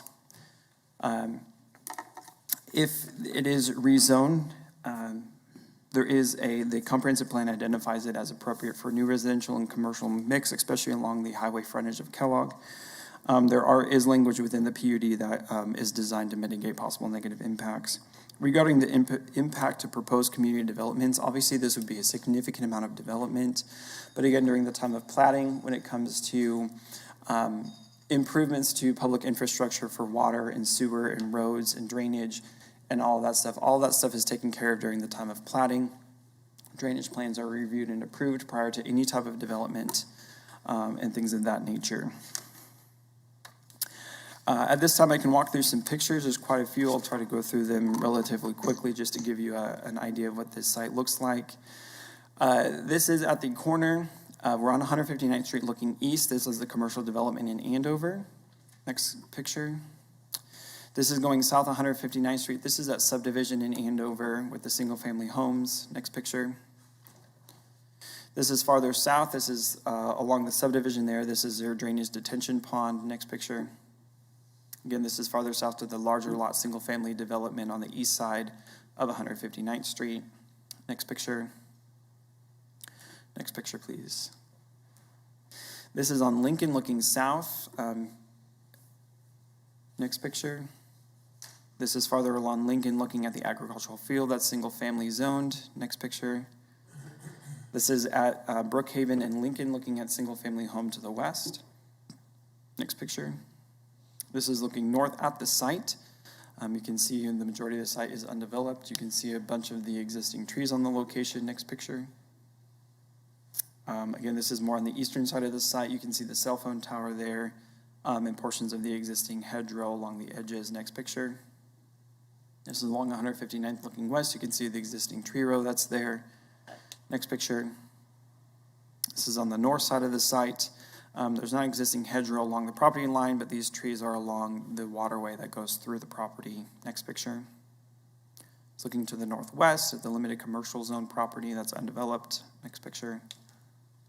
It's looking to the northeast at property in Butler County. Next picture. This is internal on the side on the existing private drive. You can see there's a fair amount of trees and just undeveloped land in the middle of the site. Next picture. Again, closer to Kellogg, the site was under one owner, and they had their house in the middle of almost a quarter section. Next picture. This kind of gives you just, again, more character of just the undeveloped nature of the site. Next picture. This is the existing single-family home, kind of in the middle of the site. Next picture. And At your desks is a pretty large packet of emails. I did email those, the majority of them to you yesterday. I did receive a few more since I emailed it yesterday afternoon as well as this morning. So you have in your hands the full packet of emails that I have received since the writing of the staff report. So some of the beginning are ones you've already received. I just kept putting them on the end. So you do have all of the email comments that I received, even up till, I think it was 1 o'clock that we ran some additional ones over from emails we received after I left the office to come to the meeting. So all of those have been given to you for your consideration. General ones that I have heard are a possible increase in traffic if roads are opened up, the potential loss of the hedgerow and what the effect of that would be on the property, in addition to concerns about the duplex development in the southwest corner of the site. However, I believe there are a significant number of people here who can provide their comments to you in their own words, and so I'll leave that to them. With that, I can stand for any questions. Any questions to staff? Mr. Warren? So this question's got an obvious answer, but I want to make sure. Since we don't have the plat yet, we don't know where the entrance and exits are going to be. If the intent is to leave the hedgerow, and then we decide to put an entrance in there, there's nothing that we're going to approve in terms of leaving the hedgerow that would keep us from tearing those trees out for entrance. I think it's generally understood that preserving the hedgerow except for driveways and things, because even in our landscape ordinance and things like that, when we require landscape street yards or landscape buffers, there are usually provisions or just an understanding that they don't apply, screening does not apply where there is a driveway or an access point. But just to clarify Mr. Warren's question or point, that would be when it's commercial on one side and residential on the other, or would we be expecting that in plot 4 or section 4 of this, parcel 4, I guess, excuse me, would we also have that same expectation of that hedgerow being maintained, kept and maintained? Currently, right now, for the boundary of parcel 4 on the west and the south side, the hedgerow is not required to be maintained because they're anticipating residential development. If it's the will of this board to require maintenance of that hedgerow on parcel 4, again, I think the understanding would apply that screening and landscaping in all other circumstances that we've seen in zoning cases usually have that exception for where entrances or driveways are. You know, we require parking lot screening, but you're allowed to put a driveway through and not have to put screening across the driveway. So Right. Again, I think there's that general understanding of acceptance of screening and landscaping is required, but if you have a point of access, that it's okay that that portion of the screening or landscaping is removed. So it could be expected to keep that Yeah. hedgerow there And if between you wanted to, parcel 4 and right, the if you adjoining wanted to, neighborhood. just to make things clear, we could write that into the PUD language just so that there's no question about it regarding wherever the hedgerow is maintained, whatever that final language looks like. If you wanted it specifically written in the PUD that it doesn't apply wherever rights of way or driveways are, you know, just to make it clean, that's something that definitely can happen. Any other questions to staff? Seeing none, applicant or agent, please.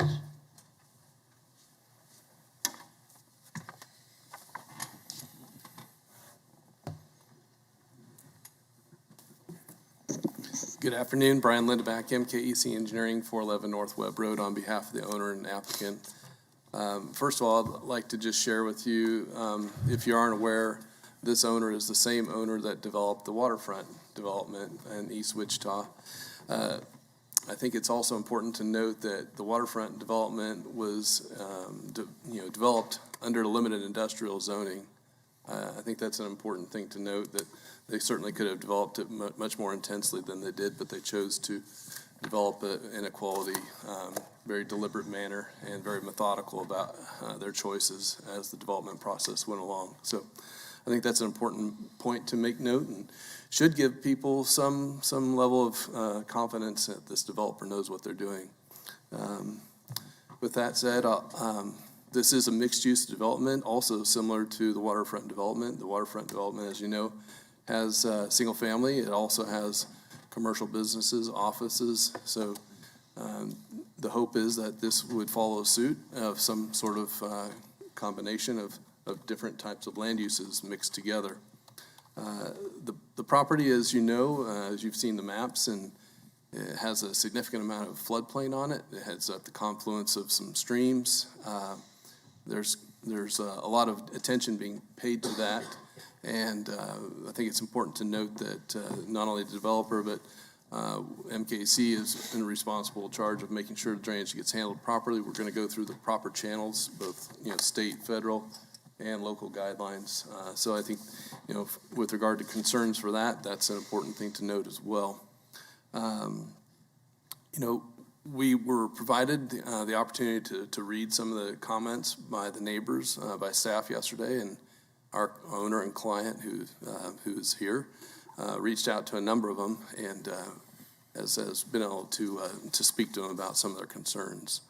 I think the top three concerns were the hedgerow. I think you guys have read about that, hopefully, and the other concern was about access through the neighborhood.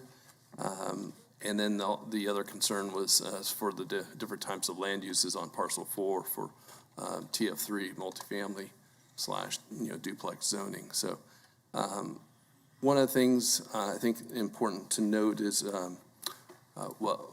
as an option, we asked that we have the golf course added back in. So I would ask that as you consider approvals, that we consider that as an amendment to what you were presented with. The other thing is, as far as amendments, and again, I know this owner is very sensitive to the neighbors. He wouldn't have reached out to them if he wasn't concerned. Of course, on a limited time basis that we did have that. They would like to present a couple other amendments to the Planning Commission here. And that is, and I'll read them slowly, but in gist, I'll read you what I want to have in the PUD for a provision. But in gist, we want to have single-family residential where it abuts the single-family residential on the south and west. And likewise, we'd like to preserve the hedgerows along the south and west where abutting single-family residential. But I'll certainly read the provision here if you'd like me to do that, and we'll work it with staff as well. But I'll start. I'll try to read slowly just so you guys track and understand it. The client is agreeing to not remove existing living tree rows within 20 feet of the west and south boundaries of parcel 4 or adjoining existing residential lots, and provided, however, where streets and utility connections are required at the time of platting. So that's a fairly straightforward language. We're going to we see value in those trees just as they do. So the plan is for residential there, residential on residential. The other item that I mentioned was the 200-foot single family. So this provision would write and read, only allowed uses on parcel shall be single-family residential land uses within 200 feet of the west and south boundaries of parcel 4 or adjoining existing residential uses. So again, I think that says a lot to the developer. They're very sensitive to the needs. I think if you've read through some of the provisions, they've been sensitive to the needs of the folks in Andover, not necessarily in Sedgwick County. There's a lot of moving parts here.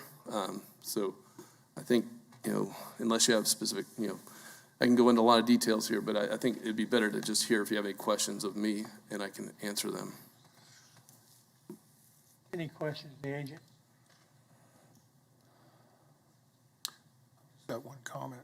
I would like to thank you and the developer for your quick response to concerns and issues that were sent to the commission and to the planning department, specifically related to the trees and the residential buffer between residential and the multifamily. Sure. On your property as opposed to. Sure. And I'll just note again that we did not limit the ability to close off those access points that were platted in the 70s and 80s as referenced. I think as part of good development in our community, having interconnectivity is good in general, but I think those items will come up at the time of platting more certainly. Any questions? Speaker? Hearing none? Thank you. Thank you. Anybody in the commission chamber want to speak on this item? Please come forward. Give your name and address. You got 3 minutes. And I know we've seen a lot of comments that are the same. I would like to limit, not to hear the same thing over and over and over. Okay, I will do my best. My name is Michael McFerrin. I live at 1110 South Sagebrush on the west side of the property. My property butts up to it. Many of my concerns have just been addressed. I appreciate that. I wanted to say that I wasn't really excited about this development. I'm getting more used to it. I didn't expect at the beginning that it would be, the request would be from a single-family 20 to a PUD. That's a big change. That really scares us, especially considering that there are single-family homes on 3 of the 4 sides. In any case, I want it to be developed in a manner that is fair to both the applicant and to the people, the citizens that have lived there for many years. I've lived there for 25 years myself, and I really love the area. I hope you know, because we certainly do, the extent to which this will change the character of the neighborhood, or it possibly could. It will change from bucolic, private and quiet to more of an exposed and loud and bright. That's concerning to us. It will change the quality of life of the residents to one degree or another, especially if not done correctly. It sounds like they're trying to do it the right way, and I really appreciate that.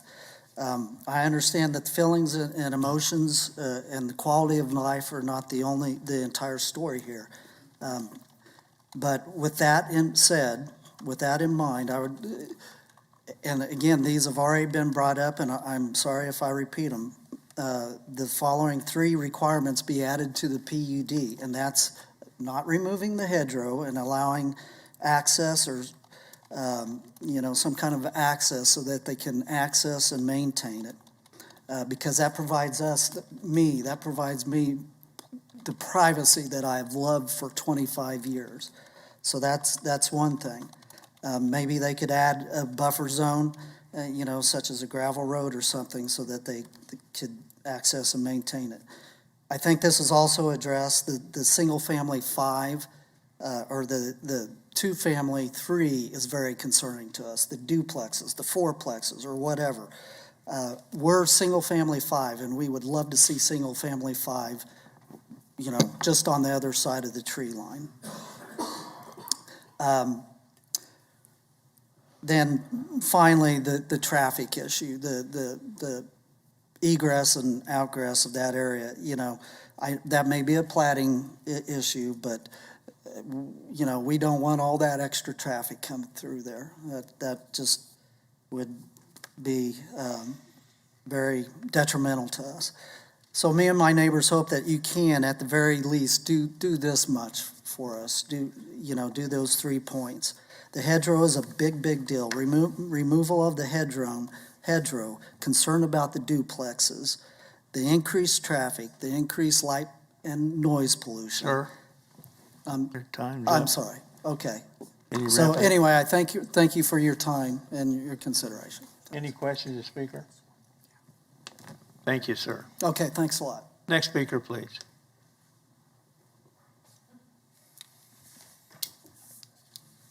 I'm going to move this up. Yeah. I'm Charles Brackeen II. I go by Sonny. Spent the last 30 years running from Kansas, only to find myself to return to take care of my elderly parents. And I recently built what I would consider my retirement home about 4 years ago in this development to the south. Could you give your address, please? Could we have your address, please? 15405 East Castle Street. Thank you. So I'm in the southern portion. In fact, if you step out my garage and you look straight out, it's probably about the same distance as that wall right there. That's that hedgerow, and where one of the streets now currently ends. Okay. I purposely picked this location because I have 10 grandchildren and one great-grandchild coming along the way, and this concerns me. I don't want to have access in there. I purposely looked for a home that would have that seclusion. So what I'd like to do now is just to say, the gentleman who was up here earlier, those are the three big concerns for the development.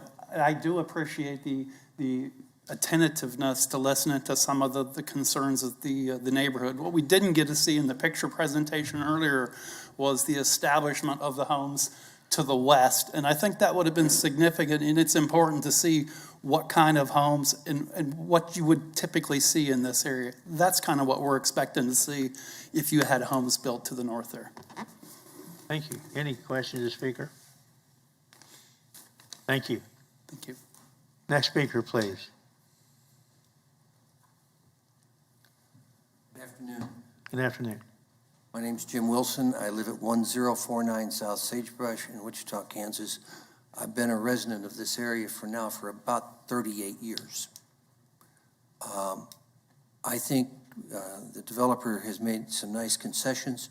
I think there are means that through discussion we can probably solve part of the traffic issues by closing those streets off with some attention so that the fire department can get in and out if they need to. I think that can be done. Second of all, on the picture that we're seeing up here, where you come down 159th Street, and you make that left-hand turn or right-hand turn, the property that is not developed, I believe, belongs to either the city or the county as part of 4 Mile Creek Water Plant. They use it for a dumping area for the sewage. So I'm confident that that is not going to be a residential development anywhere in the near future. The houses to the west and the south have a value of someplace between $450,000 and $300,000 for every one of them. We're not interested in seeing inexpensive homes going up on the other side of that tree row and having access to ours. Needless to say, we have our own traffic problems. We've asked the city for some attention to them. They don't seem to pay attention. So we have a committee we're going to ask for, be able to do some of our own road repair. And I thank you, and I would maybe ask that you defer this a little bit so that the developer and the people, and I can tell you that I have talked to a great number of my neighbors up and down that line. I think if we could have a little more time to talk, I think we can probably resolve all the issues. Thank you. Any questions, speaker? Next speaker, please.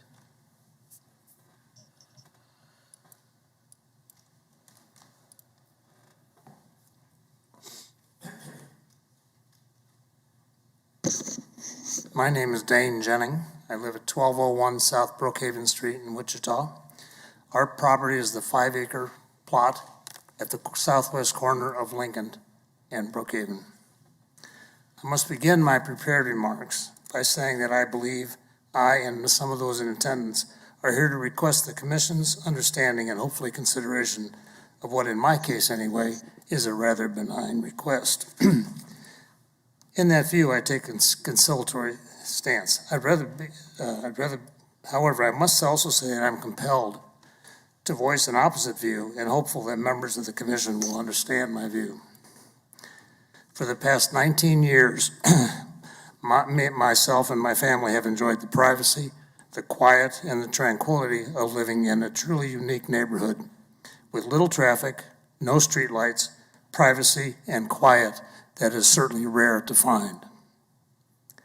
It came as a disappointment when we saw the for sale sign put on the Stark property, but no surprise when we saw the sold painted in gold across the sign.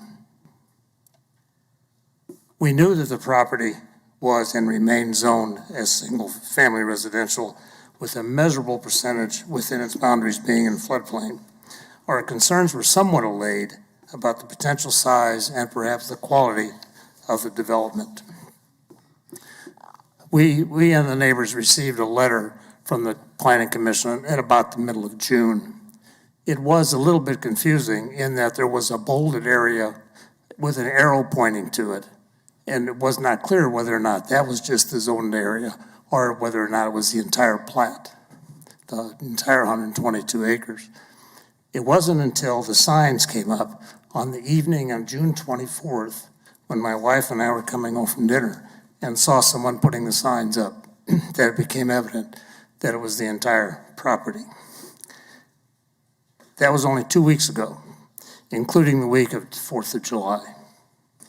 The calendar timing called for this announced emergency meeting has given us approximately 7 days to achieve some rudimentary understanding and react to an announcement while still having to run our business, and for others to either run a business or go to work. That has the potential to negatively affect the livability, not to mention the financial impact of not only our home of 19 years, but also the roughly 60 families that border the property, including those in Butler County to the east of 159th Street. The question must be asked, why an emergency meeting that provides the neighborhood 7 days to react when there is a routine schedule? Your time's up. Do you need additional time? I do, please. How much time would you? 2 minutes. Move to approve for 2 minutes. Thank you. Thank you. When there's a routine schedule, it doesn't seem fair that there has clearly been a significant amount of time, money, research, and effort expended on the part of the county and city governments and the developer to develop the planned PUD. Certainly more than 7 days, and with the immeasurable benefit of professional expertise and experience. Bottom line, the 60 families that will be affected are left unarmed with no hope of protecting our interest. It just doesn't seem fair. I appreciate the opportunity and the Commission's attention to my voicing of my dissatisfaction with the process. I'm hopeful that the Commission has some understanding of my position and the basis of my remarks. I'm also hopeful that my remarks will not taint the Commission's understanding of what I believe is a benign request, which is simply to preserve the hedgerows on the south and the west side of the property. I appreciate your time, and I appreciate the developers' consideration of our comments. Thank you. Thank you. Any questions, Speaker? Thank you, sir. Next speaker, please.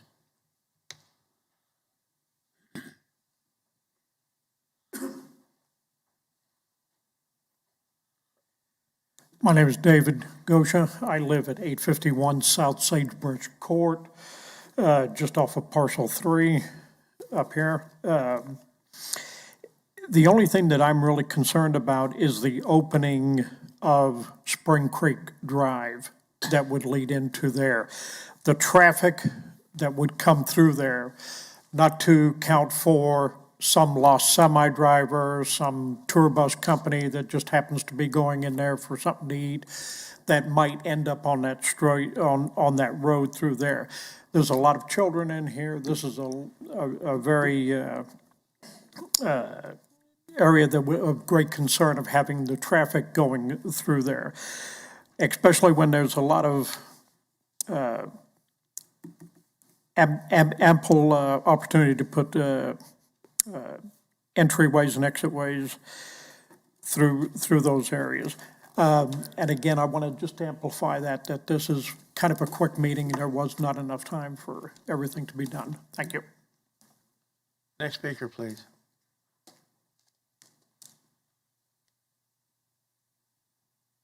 Hello. Debbie Brim. I live at 15106 East Spring Creek.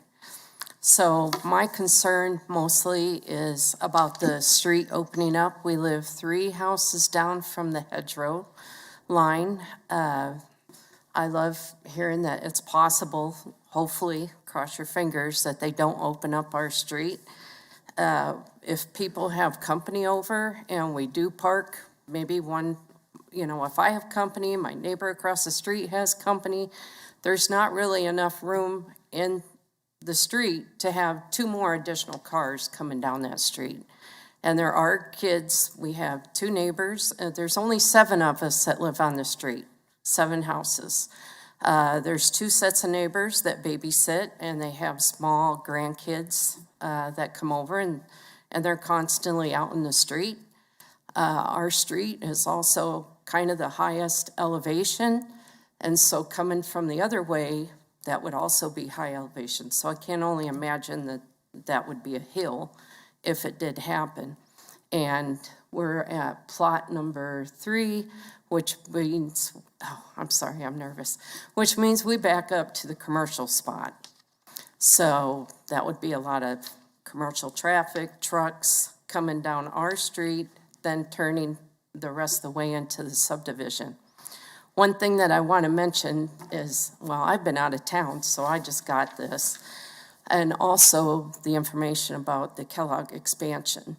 A lot of us in the neighborhood exit to go to Kellogg, or we use Kellogg, turn left to go up to Wichita. With the expansion, we're all going to have to go up to 159th and turn around to go to Wichita. I assume the commercial people and whoever else is in this plot is also going to be using Kellogg up to 159th. So that is a ton of traffic.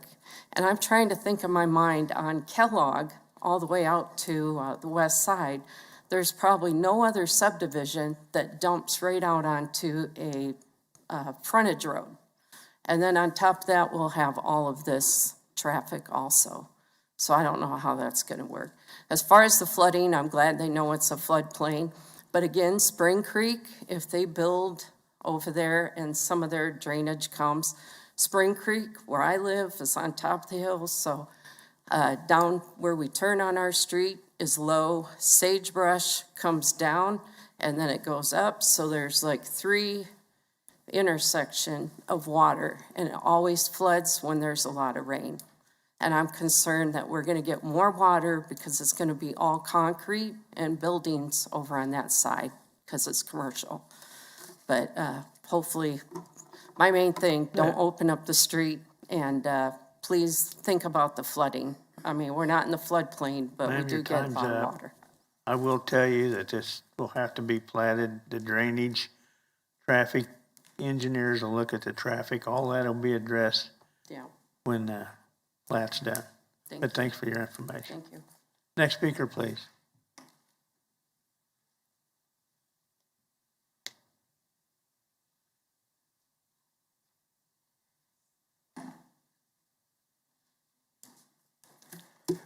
Neil Dornbush. I live at 1030 South Sagebrush Street. Most of the concerns have been covered. The hedgerows are very important to us, privacy, security.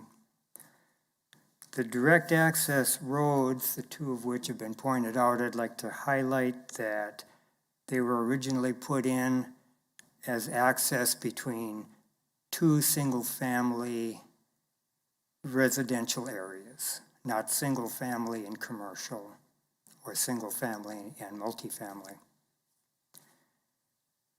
And as already stated, a row of single-family homes along the western boundary and the southern boundary would be greatly appreciated. Then the people who buy those properties are going to know exactly what they're buying into versus our situation where it's being changed. And the last point would be a buffer zone of a gravel road, maybe paralleling the western and the southern hedgerow. That's been mentioned. I'm not sure how it works out in the end, but on the western side, I think they're going to have to do that anyway for access to the high voltage power lines. But that's it. Thank you. Thank you. Next speaker, please.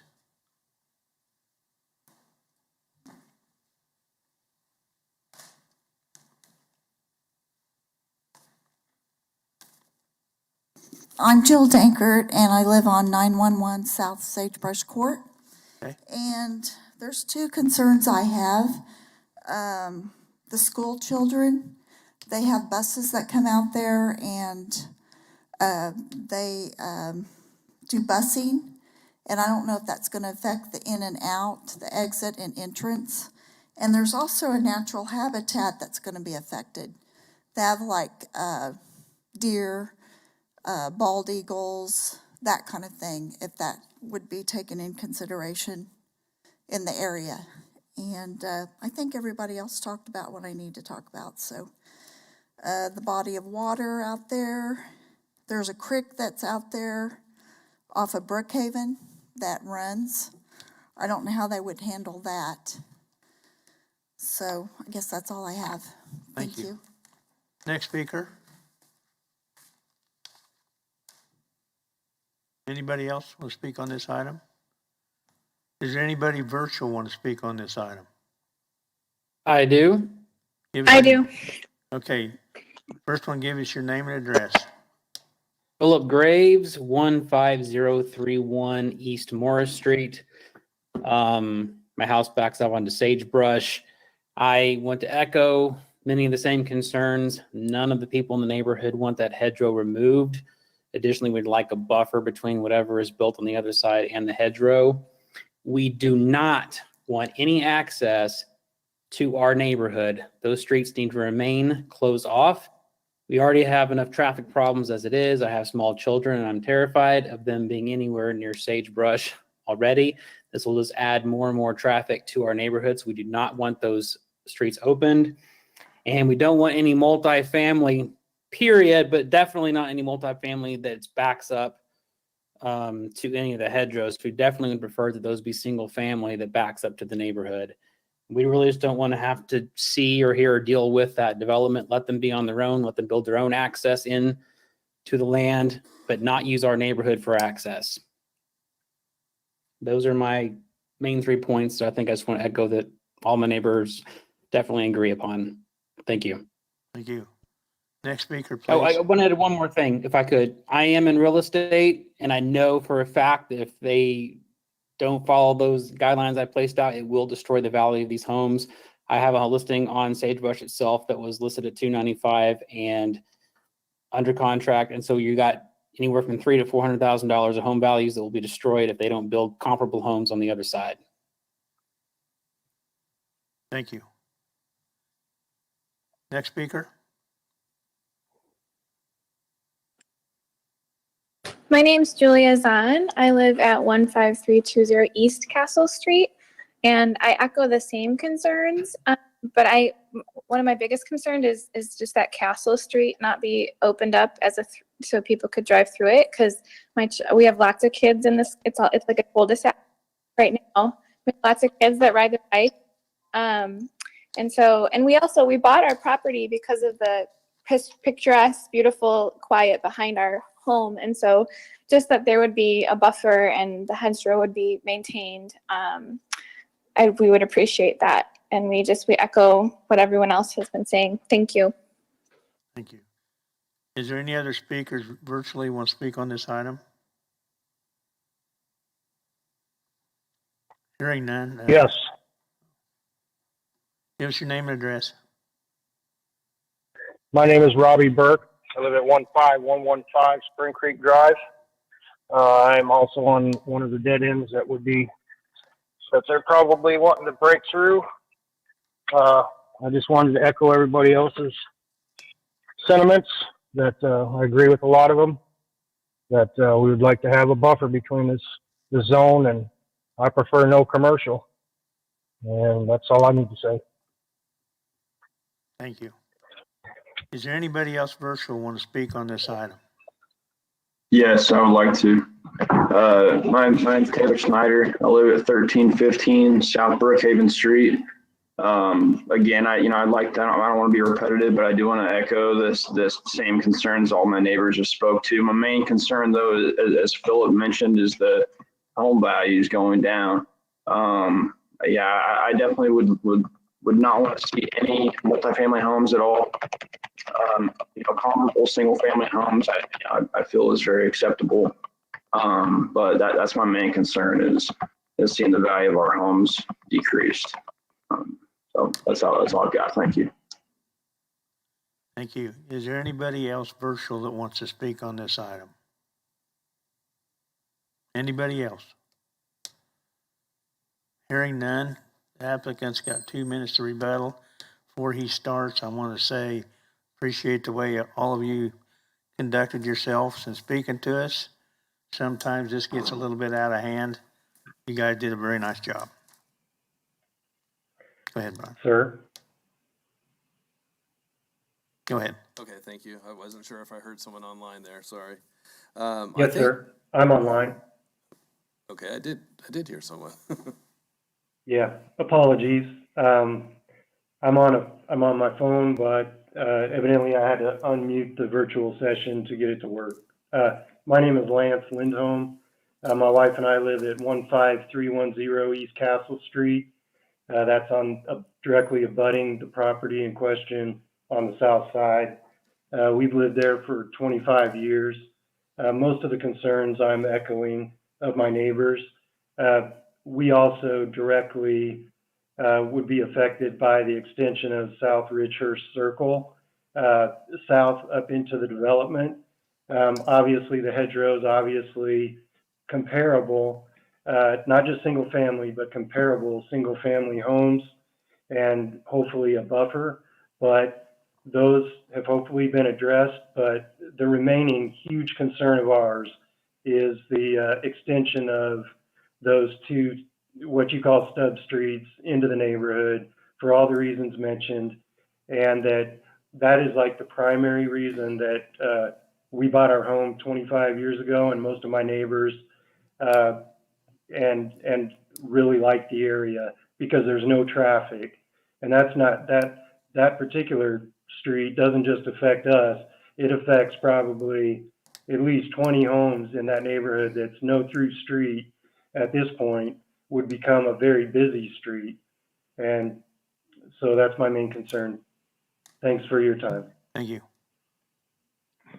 One last time, is there anybody else virtually want to speak on this? Good. Go ahead. Before we have the 2-minute rebuttal, could somebody from staff explain the emergency component to this meeting? I think people may have it confused, and I want to make sure that it's clarified.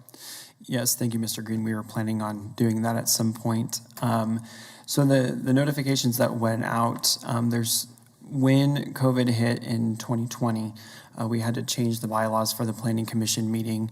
The way they were currently written did not allow for a virtual component. They were only written for in-person meetings, and so we had to changed them and created language that said in the event of emergencies, we were able to conduct the meeting with a virtual component. Staff and the Planning Commission are currently working on amending the bylaws again to include virtual as just a normal component of the meeting. But in order to stay legal and above board with our notifications, we have to technically advertise them as emergency meetings so that we can have the virtual component as part of our Planning Commission meetings and not just have them in person. The time frame for which notifications were sent to neighbors followed the same standard format, and whenever there's a 20-day notification time frame prior to the public hearing by which letters are mailed out and received by residents. It followed the standard format for all of our requirements based on state statute. This was not rushed in any way. Thank you, Mr. Chairman, for letting me do that. And if I could, before I start a rebuttal, I will just say I personally placed the notification signs out on the property that in the proper notification as per the staff rules and regulations. So I just wanted to make sure that that was on the record, that the signs did go up in the proper place and time. So I think we've addressed many of the comments with the concessions that we provided earlier, and hopefully that is appreciated. As far as the traffic component, I don't think we have enough information right now to determine if it's fruitful or not to close off those streets. I mentioned earlier, I think good developments allow for connectivity. I think it's very likely that the neighborhood could benefit from connectivity through this property. Whether or not that happens or not, I'm not going to debate that now, but I just wanted to make sure we know that we're not addressing that in our PUD. As far as land values and properties, I think that's very subjective. I think it's unknown what type of properties we'll build over here on this side of the property line. I think it's very subjective to know what that is. I know that many homes these days, it's hard to build a house for $300,000. So I'm guessing a new home would exceed that in just generality. As far as the property being tranquil, I don't expect this to be an untranquil property in the future. It's certainly we've got that provisions for single family, like I mentioned, on the south and the west. There is a substantial amount of floodplain, like I've talked about, the floodway. As you note in the reserve, down those drainage ways, we haven't provided for zoning uses there. That's specifically left out, and that's in the PUD. So those areas should remain naturalized at this point. I think that answers most all of the issues that I saw. As far as multifamily, one of the things in the corner of the property, we've provided that provision like I talked about, but the multifamily would allow for townhouses. I think it'd be pretty cool to have some Time, is that, do you need additional time? Or? I maybe if I could just complete that thought, I think opportunity for other types of housing is warranted, and it makes for a good mixed use development when you have different types of housing. If it's not all one piece of vanilla, if you will, it gives you a lot of opportunities for people to move up and not have to move out of the neighborhood. So I think with that in mind, there's a good opportunity for that here. Thank you. Any questions, Brian? Seeing none, thank you. Thank you very much. I'll bring it back to commission. What's the pleasure of the board? Mr. Warren? Just to make sure I'm clear on the concessions that we would need to make a part of our motion would be 200 foot, single family homes within 200 foot of the west and south property lines of track 4, correct? And maintaining the hedgerow on all of the east, West and south. west and south property lines of just section 4 or 3 and 4. My understanding, and Brian, you can correct me if I'm wrong, that the 200-foot buffer for single-family residential was along the west and the south of parcel 4, but also were adjacent to residential uses on other parcels. Is that correct? Yeah, I think it's a really important point. The way I wrote what I read earlier, and of course it's going to be in the minutes, but it would be from, if you can see on the screen, it would be from this point here where there's existing single-family residential along this point to here, very northwest corner of parcel 4. That would be where we're talking about. And I did, in that narrative earlier, I did mention about the caveat for utility connections and street connections. So That would be 200 foot, single family homes within 200 foot of those two lines. That's correct. And maintaining the hedgerow on those two lines. That's correct. And, I think the important thing is that, the hedgerows do die from time to time. So we're going to maintain the ones that are living now and then trim up accordingly if there's some that are dying or things like that. Well, and also the golf course use to be added One last, as a potential use. One last thing, I think it's important to note that As a potential use to allow that. Yeah, and I would have the golf course use on the entire PUD, not just on one particular parcel. But I think it's important to note that on the single family that we're talking about preserving around the perimeter, I wouldn't want to, like if I bought a lot on that side of the hedgerow, I wouldn't want to be able to be limited on being able to trim up my hedgerow if it's got a bunch of debris in there. So I think it's important to note that, for the record, that, we're not saying you can't have, if you clear cut the hedgerow, then you have to reestablish it. So, so I'm just saying that, people should be allowed to clean up the hedgerow. So I would move to approve per staff comments and the modifications to the PUD that we just enumerated. Motion by Mr. Warren, second by Mr. Dool. Any discussion? Chairman, J.R. Cox, Metropolitan Planning, again. I do want you to be aware that Mr. Joe Johnson has left the meeting and has not returned as of right now. So now there will be 10 members present if my count is correct. Thank you. Anything else before we vote? All in favor of the motion, say aye. Aye. Aye. Anybody opposed? 10-0. Our next item is item 4.8, zoning case 2022-00017. Yes, before I get into this, I think if we just give a minute for the folks, if they wanted to clear the room just before we get into the discussion of this next item here. Hey, Philip?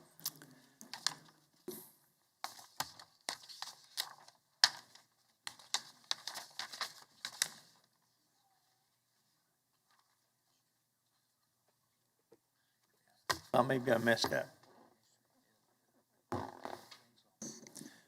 And Mr. Chair, if I could, before we get started, I would like to see if either the applicant or agent for this item is online.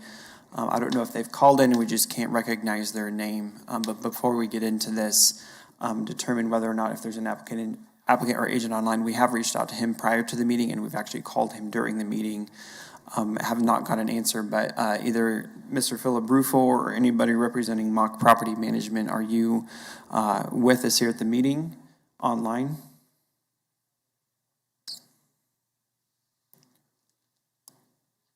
So I guess I will defer to the board on whether or not you want to proceed with this item or what the will of the board would be. We got some discussion about that? We have members of the public here who want to speak on this item. Is that correct? Is there anybody here who want to speak on this item? The difficulty of that is there's no applicant to rebut. I guess I'd like to ask, with the applicant not here, we would prefer deferring it, I think. Would you guys like to speak today or would you like to come back? I would like to speak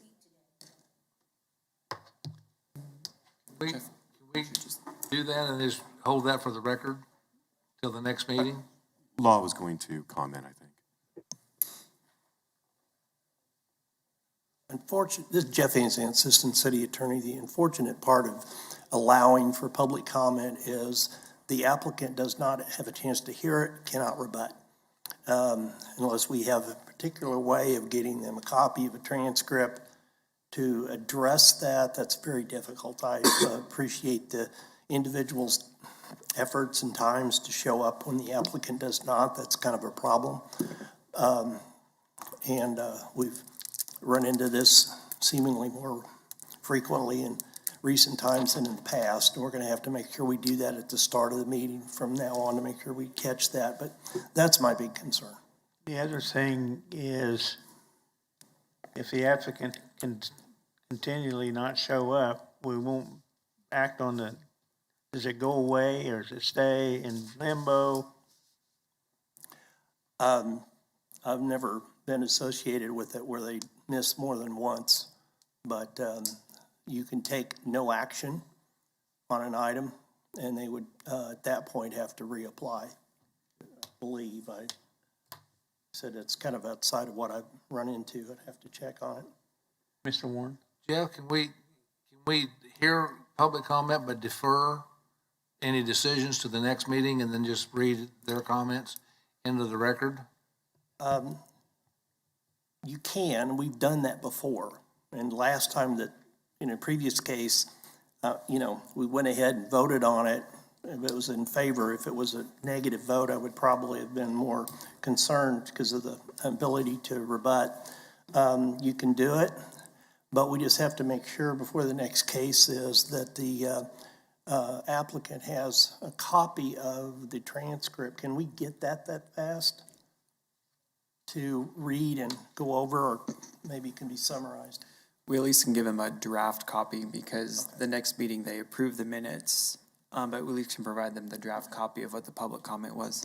It'd be my recommendation that we hear public comment but defer a decision until, and then we'll let the good folks that have come know what's going, if they want to come back and talk again. If that's a motion, I'll second. That is a motion. I second. Are we going to hear staff or just listen to what they have to say? I'm open. I don't have a decision on that. That's where I think it's. Phil, can you give us an abbreviated report? Yes, sir. I think there's still. Can you repeat the motion? Are we Motion was going to let the people that came here today talk? For any action, for any action, no action will be taken today. Correct. We won't comment either. Will we make comments? I would say no. We've got some folks that have come to be heard. Let's give them the opportunities to give their say. Do we have a vote on the motion? I've got a message from Scott Wadle, who's online, who says the applicant may have just joined. Or that he should be calling in very soon. Is Philip Rufo here? Anybody with, oh, that might be him. Mr. Philip Rufo, can you hear us okay? Yes, can you hear me? Yes, sir. Very Okay. good. So Sorry I guess about that's all right. I guess Withdraw we'll. my motion. I guess we'll start Withdraw over. my second. Okay, so if it's okay with you guys, I'll proceed with the presentation of this case and we'll proceed as normal.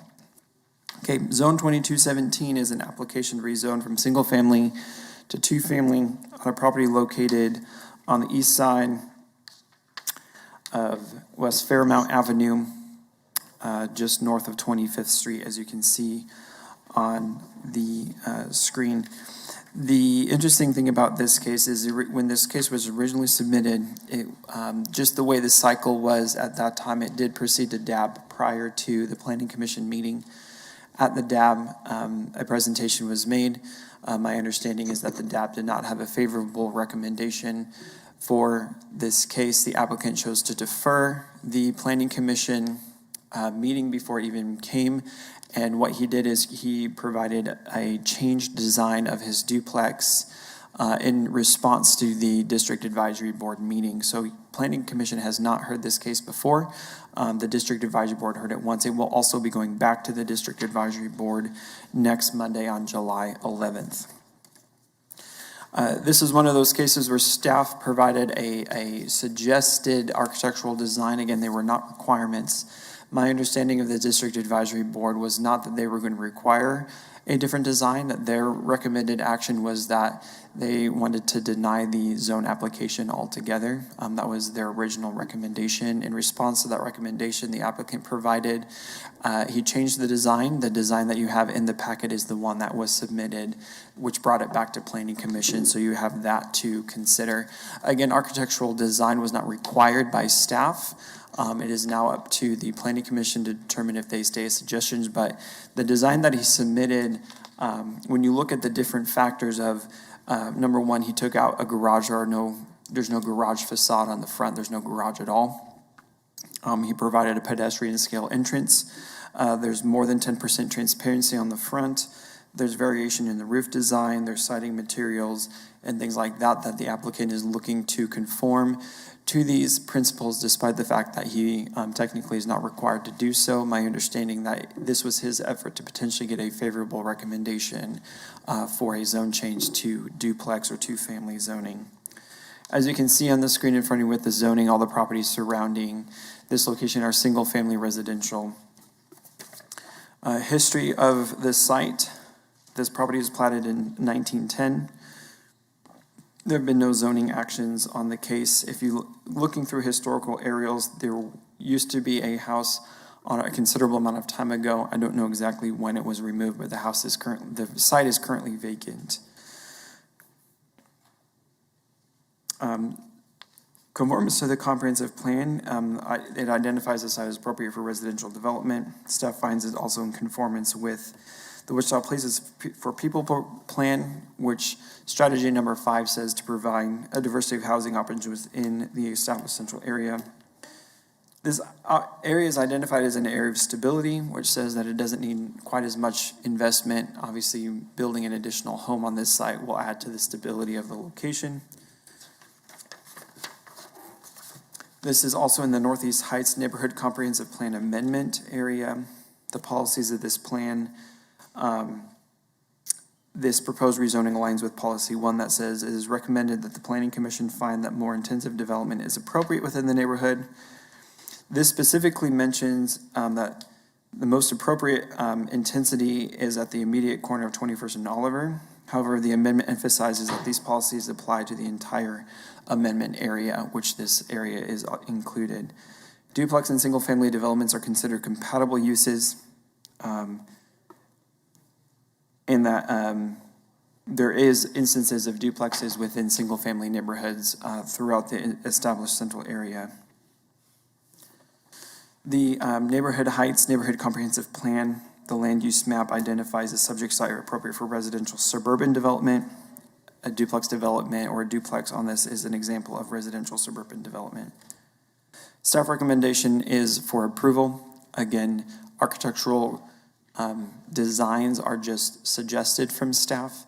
The architectural designs changes that the applicant did were on his own accord. It was not related to a requirement of any kind. And we can go through the slides if you can go to the next one.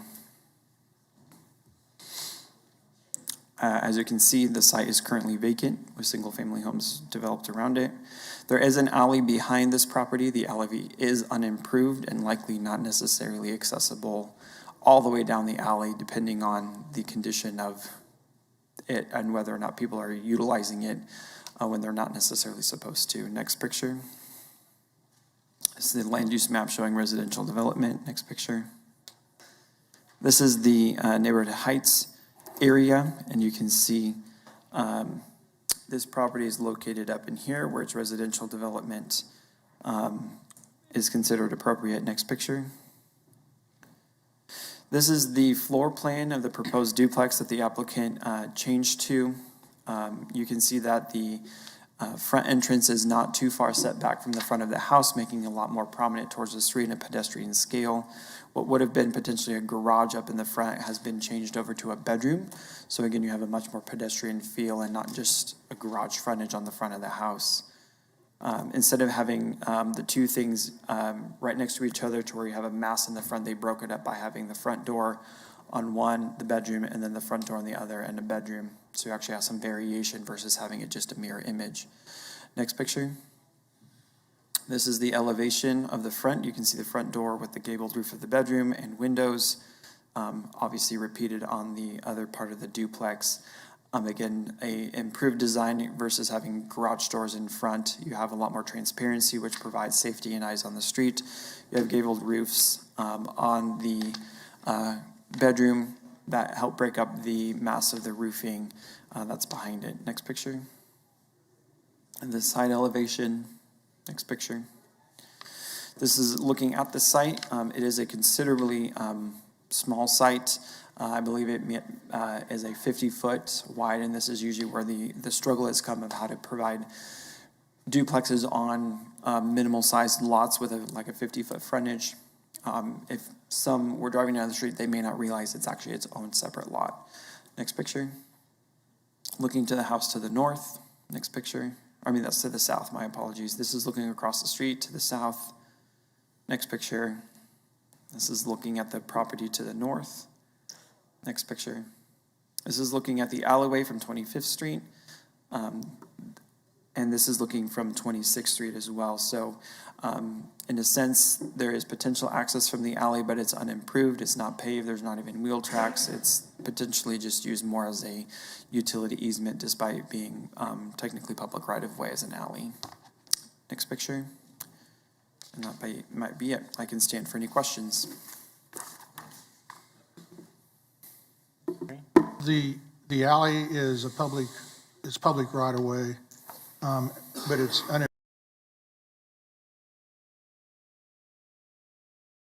they could put it on the back end, but how would they go about having that alley improved?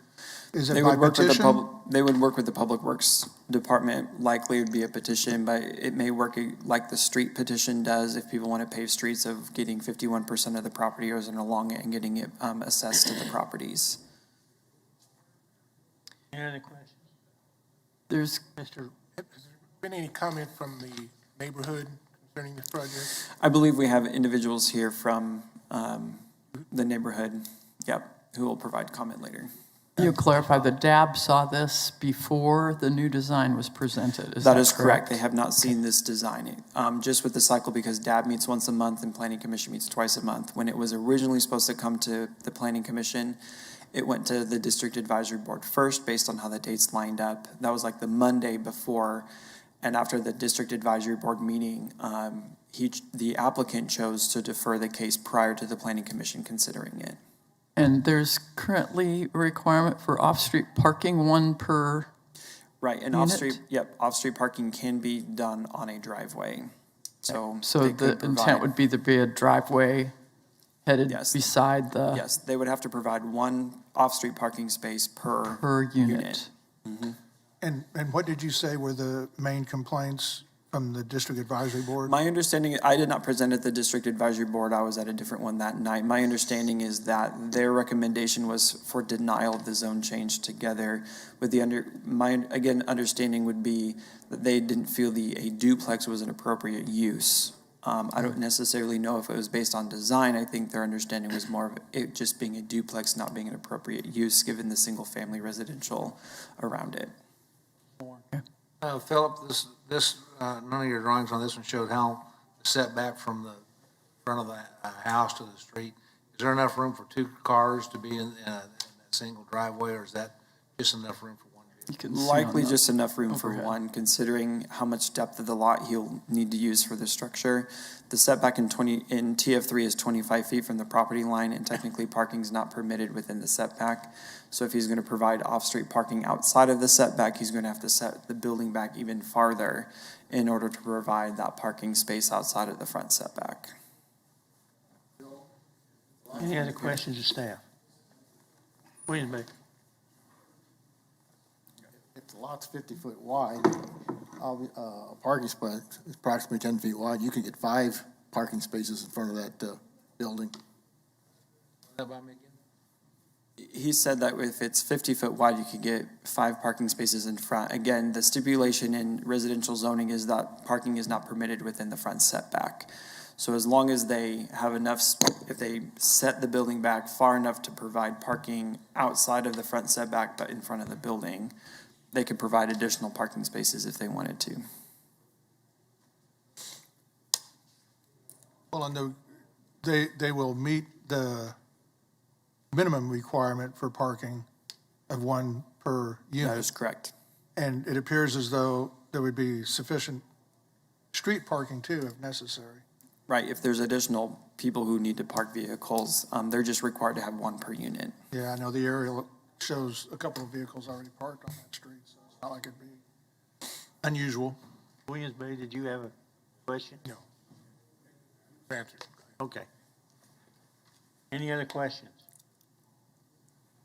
Applicant or agent, please.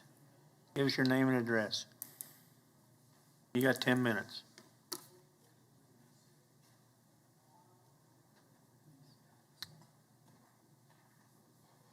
This is Philip Rufo, 829 North Nims.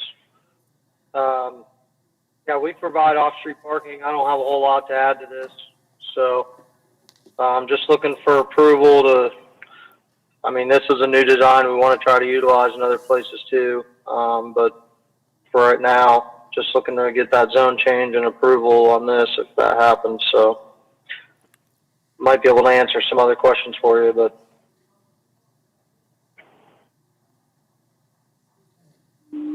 Any questions of the Any questions, yeah? Seeing none. Anybody in the commission chambers want to speak on this item, please come forward, give us your name, address, and you've got 3 minutes.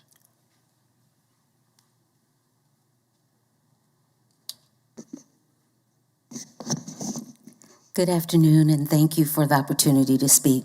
My name is Kenya Cox, and I currently live at 2745 North Fountain Street. My family has owned the home to the south of the property since the 1970s. And like the previous folks that testified, we were very surprised when the sign went up that said that they were going to rezone that.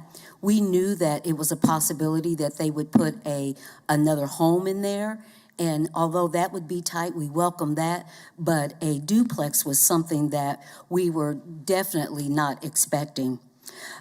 So I'm asking that you do not approve the rezoning of this property. It is currently zoned as a single family, and I'm asking that you keep it that way. It's not just about the aesthetics or the design or the appearance. It's about helping us to maintain and support a family-friendly community that is very fragile. Our neighborhood is described as an area of stability in the people and places plan, but this has not always been the case. And what is not noted in the historical narrative from the staff is that it has taken nearly 2 decades of dedicated community involvement that has been led by our neighborhood association to push back on the illegal parking, blight, debris, and not to mention the illegal activities such as we had a drug house just 3 houses down, the house that is directly next door to us. We had so many calls from the police. We got the neighborhood together, we contacted the landlord, but that situation did not change until the occupant was actually stabbed to death 2 blocks away from there. So there's been a lot of instability in our community, but things have really changed. Just 4 doors down, which was a drug house, those folks got moved out. That home was flipped. Now new homeowners are there, and it's just really, really nice. We're just asking that you help us to maintain that homeowner occupancy. We have slowly, like I said, our ecosystem is fragile. I support the continuing development of our community, but by the building of a single family home, not a duplex. I also ask that you help us we have been working, our goal is to preserve and protect and encourage more families to consider actually buying and, excuse me, something is flying here, and investing not just for today, but for tomorrow. And lastly, staff recommendation for the approval of the design, it just says it's a recommendation. It's not a requirement. And we are very nervous about even trusting the design of the, not just the design, but the developer, because of some of the situations that have happened in other communities with this. Yes, sir. Your time's up. Do you have anything else? No, sir. Just thank you very much for the opportunity to speak today and to hear our comments. Thank you. I got a question, and you may not be able to answer it. Of all the residents in that neighborhood, you know how many are occupied by the owner and how many would be rental property? I could probably sit here and count right there in that block, but I did go up and down the block and talk to everyone and, told them, what was going on. And many of them said that they would try to call in, but I know that they are working. You have any idea how many? I would say that we are predominantly now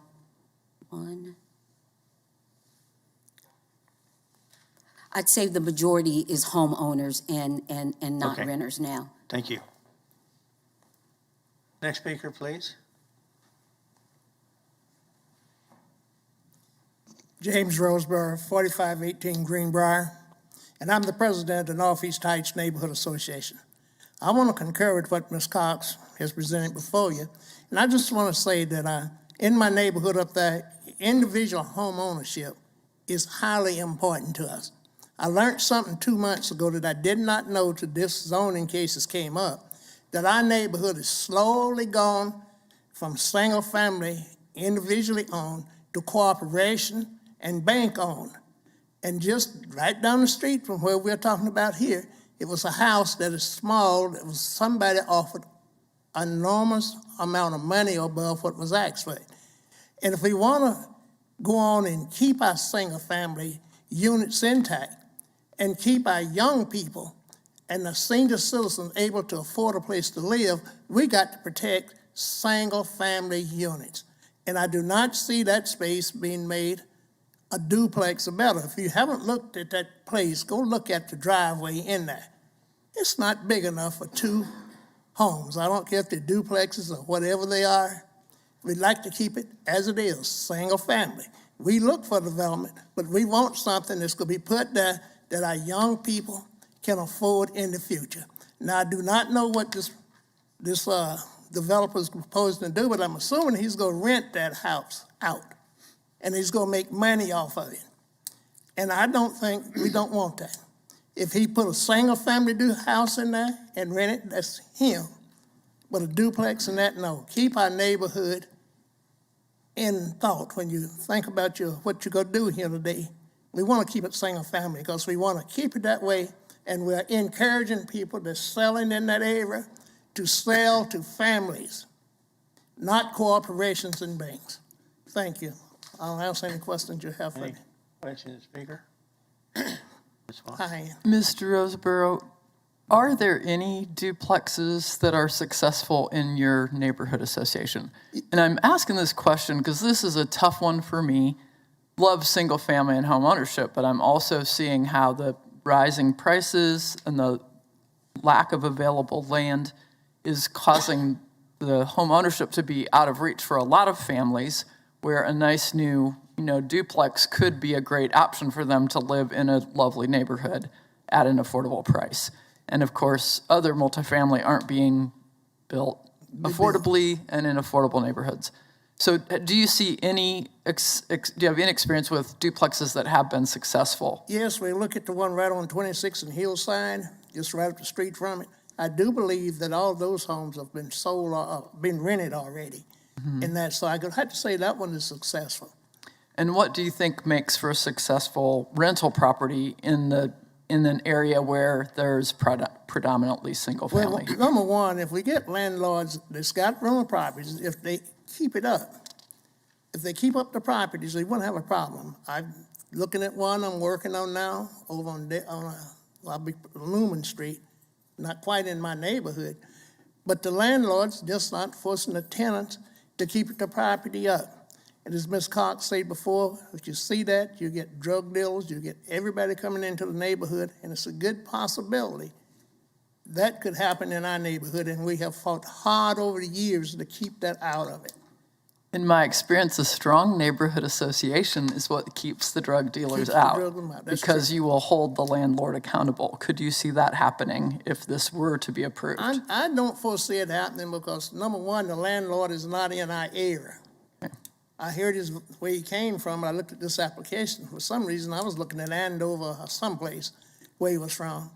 And if you have no interest in the neighborhood, I don't see where you'll keep the best interest of that neighborhood at heart.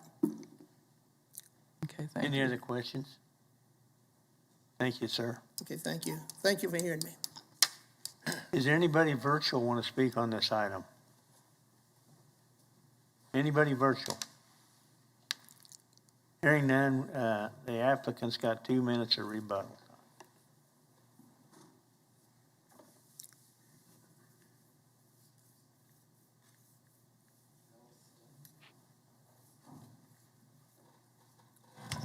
Two minutes, there you go. Hello? Can you hear me? Yes. Okay. I don't really have much of a rebuttal. I understand their concerns, and I mean, the owner of the property, I know will provide lawn care, and I know that the rents are going to be quite hefty over there. I mean, something that size goes for, geez, $1,300, $1,400 a month. So you, if you're worried about community, most kind of people that would be renting those have to have a 3 times multiplier on income to even be able to afford to live there to begin with. So I'm not always saying, you make more money, you're a better person. I'm just saying there's opportunity there to where the quality of tenant wouldn't quite be what they've expected in the past. That's kind of all I got there. Thanks. Any questions, applicant? Yes. Does the owner own multiple rentals in the community? And does the owner manage them himself or use a contracted company? The answer to that is the owner uses a contracted company. He's actually spending millions of dollars on quite a few builds and these infill lots. So he's trying, if anything, to build up the community. And these structures are very nice. If you've had a chance to see them, that do go up, that we're putting up, and I know for a fact because I'm helping them rezone and build a bunch of other ones just to the west of Hillside. So that's what I can provide you on that. You're the chair. How many square foot per unit are these duplexes?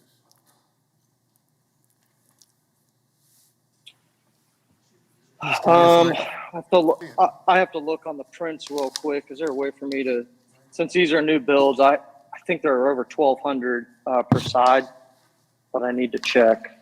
I didn't see it on mine. Adequate size though.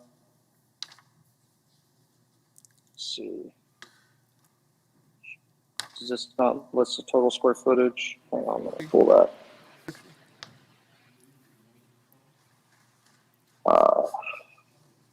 If you give me about 20 seconds, I can tell you exactly what that square footage is. 1260, is that it? Yeah, that's it. Yeah, thank you.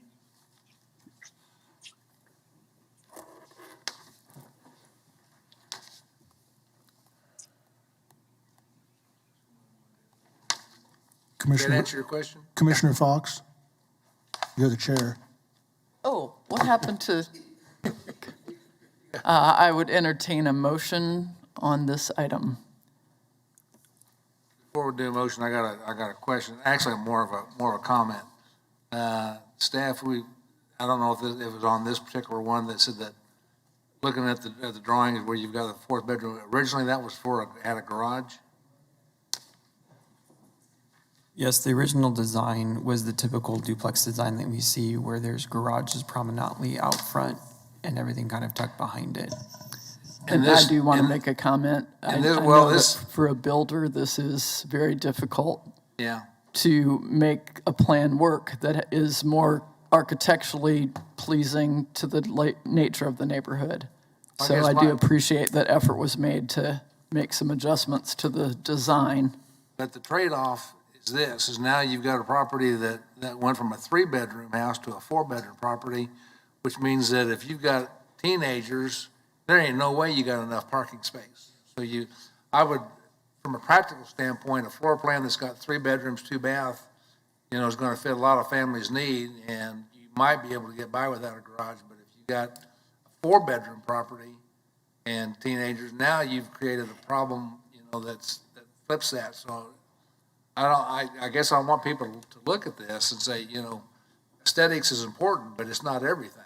Well, but I think the design was a 1-car garage, which in that event, 1 car's missing, or you can't see it, and 1's behind it, and you play shuffle-up-less. A 1-car garage with a driveway for 1 car on a 3-bedroom situation would be, in my opinion, would be an improvement over what we've pushed this developer into. We said, we don't like that drawing, and so we're going to, change that into a 4-bedroom. And the availability of 4-bedroom apartments is very small at this price point, especially. It's the larger families who can't find a place to live also. So I had to throw that out. I looked at this and I thought there's a trade-off. There's a trade-off for aesthetics, and it created a problem in my mind because I'm looking at this thinking this is too much house for the parking we've got available. And now the real chairman's back, so I'll turn back to the real chairman. We're ready to call for a vote, probably, or a motion. I'm not going to vote on it because I missed part of it. I'm going to let you. No. So I will again entertain a motion on this item. I move that we approve per staff comment. Second. We have a motion and a second. I'll call for a vote. All in favor, say aye. Aye. Aye. Opposed? No. I have 1, 2, Roll call. 3. I think Do if we we, want yeah, 4? we'll do a Roll call? here. Roll call. Okay, we need a roll call for this vote. Mr. Bill Johnson. Abstains. Ms. Fox. No. Mr. Green. Yes. Mr. Dool. No. Mr. Nix. Ms. Foster. Yes. Mr. Warren. Yes. Mr. Hartman. He's a no. Ms. Cunningham. No. And Mr. Williams Bay. No. So the motion fails with 3 yeses and 6 nos. We call for a positive motion, so I call for a new motion, please. Can I make that on behalf of the? Can I make a motion on behalf of, I move to disprove the zoning request for a change from single family to TF3. And I'll just go ahead and call a roll call again if that's. Okay, and can I have a second, though, for that motion? Second. Second from Mr. Hartman. Now roll call vote on a motion to disprove the zoning change. Mr. Bill Johnson. Ms. Fox. Yay. I guess I'm confused. The motion. Failed. Yeah, so. The motion then failed, so The it zoning wasn't- won't change. The zoning will remain. Right. As, Basically, we're going through the exercise to put it on the record to have a motion to deny and have a positive vote for denial. So it's effectively the same, but at least goes on the record. Follow the same thing. Is it well, I think we've done it in the past, so is it necessary? Legal counsel, can you? You can do that. Is it necessary? It's not necessary, but you can do it if you want to make it clear on the record. well, we're in the middle of the vote. We're in the middle of the vote. Yeah, so- we're in the middle of the vote. So Ms. Fox was so with an affirmative vote, you're affirming a denial recommendation. Mr. Bill Johnson is an abstention. Ms. Fox. I'm affirming a denial. Yes. Mr. Green. No. Yeah. Mr. Dool. I vote yes, but I don't understand why we're doing this. Yeah. Mr. Nix. Ms. Foster. No. Mr. Warren. No. Mr. Hartman. Ms. Cunningham. Yes. Mr. Williams Bay. I'm confused. Yeah.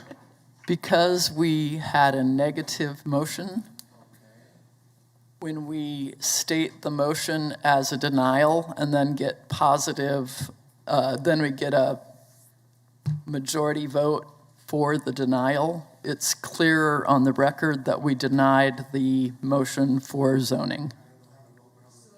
Denial Vote again. yes, you're saying you don't want the zone change. I'm just going to say part of that time, that last deal is confusing, which I And I don't think thought it it was- helps out doing the second one because See you why we vote should've- yes for a denial. It don't make sense. So it's Anyway, it's been denied twice. Motion passes 6-3-1. All right. And for the record, the the neighborhood would welcome a single-family home on that property for sale to an owner or rental. Okay. Next item is a non-public hearing item, 5.1, 2022-00004. Philip, go ahead on it. Yes. This is a request to determine whether or not an applicant can resubmit an application within a year, so after 6 months, but prior to a year, since they received a denial recommendation from City Council. This is related to a zone case that was Zone 2022-08, which was a request to rezone a property from single-family SF5 to MH manufactured housing. If you want to go to the aerial, it's an existing manufactured home park, but it's in non-conforming status, which means if homes are taken off the property, they are not allowed to put any back on. The City Council, when this came before the Planning Commission voted approval on a consent vote. With this, it went to the District Advisory Board. The District Advisory Board recommended denial. Ultimately, the City Council recommended, their final action was to deny the zone change. The Unified Zoning Code says that an applicant either has to wait a year from the public hearing date, which was the Planning Commission date, to reapply for the same application, or if there's stipulations, there are stipulations that could cause them to request from the Planning Commission to resubmit an application after 6 months, but prior to the year termination point. The applicant provided a narrative in the staff report that I sent you earlier this week. Again, I apologize, it was not included in your original packet, but in that, he explains that the property is over 9 acres. The new application would apply only to the north 4.5 acres that is currently developed. In addition, they would put in a protective overlay that restricts it to the north 4.5 acres. It would restrict the total number of manufactured homes on the site to 18. And any manufactured home placed on the site after the zone change takes into effect would have to be manufactured after 2015. There are, as the zoning code states, the 3 listed criteria that have to be evaluated are if significant physical, economic, or land use changes have taken place in the immediate vicinity since the recent denial, which in this case there hasn't, nothing has changed that would have caused that. Whether or not a significant zoning regulation text change has been adopted, there has not been a significant zone change or regulation that has been adopted, or the application is for a more restrictive change in zoning classification or is significantly different. This is where staff's analysis goes a little bit more in depth. Staff's analysis is that though they're requesting manufactured home zoning, which is what the original request was before, the addition of the protective overlay makes it more restrictive and significantly alters what the original request was. The original request would allow the 9-acre parcel to be developed with manufactured homes, up to 72 total manufactured homes on that 9-acre parcel. By restricting it to the north 4.5 acres and the existing 18 pads, that's a 75% reduction in the number of homes that could be placed on the site. In addition, it is more restrictive because it restricts what type of home can be placed on there based on the manufacturing standards that they would place in their protective overlay. With that, staff is recommending that their request to allow a reapplication after 6 months be approved, based on our opinion that it is a significantly different application and it is a more restrictive zoning, as we just previously discussed. And I can stand for any questions. This would be, if we approve that, then we start square one, go through the process again, all the notifications. Yeah, they would submit an application to the planning department at or after the 6-month period of time from when the original planning commission heard it. We'll notify all the neighbors again. It'll come before planning commission. We'll do a presentation. It'll go to district advisory board, so on and so forth. Any other questions, staff? So does this mean that we're actually considering this a different case because the specifics of it are different, and that's the justification for coming back in less than a year? Yes, it will be considered a different case. It will be given a different case number because the details of the application will be different. Right. Okay, Philip, thank you. Agent? Sorry, what was the DAB's big resistance to this originally? Do you Well, it actually went to the DAB twice because the applicant requested a second hearing. Initially, they were concerned of future progress of Kellogg Drive and whether or not it would impede, if they allow homes to be placed, then it would be harder for them to remove homes if Kellogg Drive was installed. There was concern over the appearance and the way in which the property has been kept. There's been significant concern of whether or not the DAB actually is thinking of the correct manufactured home park in the area. But they're concerned about the upkeep and management of it, in addition to allowing additional homes to be put in if it would be harder to make infrastructure improvements in the future versus those homes are currently not there. Mr. Chairman, members of the Planning Commission, my name is Greg Ferris. I reside at 144 South Bay Country Court in Wichita. I was not involved in the original application on this. I was brought in quite late in the process, evaluated. There were several mistakes made, I thought, by the applicant, who happens to be my client, but he made some mistakes. And when he contacted me and I looked at it, I said, well, you know, there's some mistakes. We should do this differently. So I believe that staff has outlined why we meet the criteria to go back in 6 months. It will still be the same process. It'll be a brand new case. Still have to go to DAB. This time I will go to DAB. I think I can explain to DAB the difference in what they're thinking is the process and what actually is. There's a mobile home park directly east of this that has had considerable issues. They've had shootings. The DAB cited shootings at this park. There have never been any, so there was a lot of confusion. Again, the agent was from out of town, or the applicant was from out of town, did not have a local agent, made some missteps, and you know, we just think that by tightening this up, shortening the amount of land that we're going to use, and bringing in new homes instead of what in their mind were some older homes, we can present this in a different light. But regardless of that, that's kind of the new case. Doesn't really matter. All that matters is whether or not we met the criteria to meet the 6 months. Staff, we agree with their findings. I'm not going to take a lot of time. You guys had a long day. Be glad to answer any questions. Any questions, Speaker? Thank you. You got some time and a half today. Pardon me? You got some time and a half today. I did.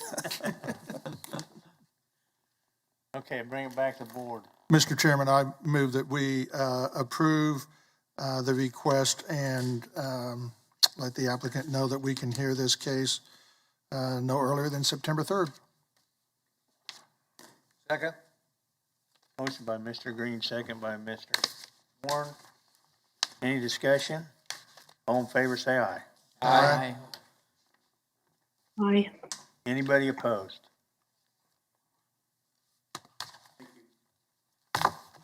Okay, we got one other item off the agenda. I apologize that she is not here, but we have a new staff member to introduce. Her name is Erin Ebach-Friend. She started 2 weeks ago. We're excited to have her on board as part of current plans, so you can look forward to hearing presentations from her. We're excited to have more staff on board to disperse some of this amount of work that we've been having to process, but we're excited for her to be on board. We look forward to working with her and getting her up to speed. Give her a controversial one to begin with, that way. You think that's too much paper for one meeting? Jeez. Is there any other business? Nope. We're adjourned.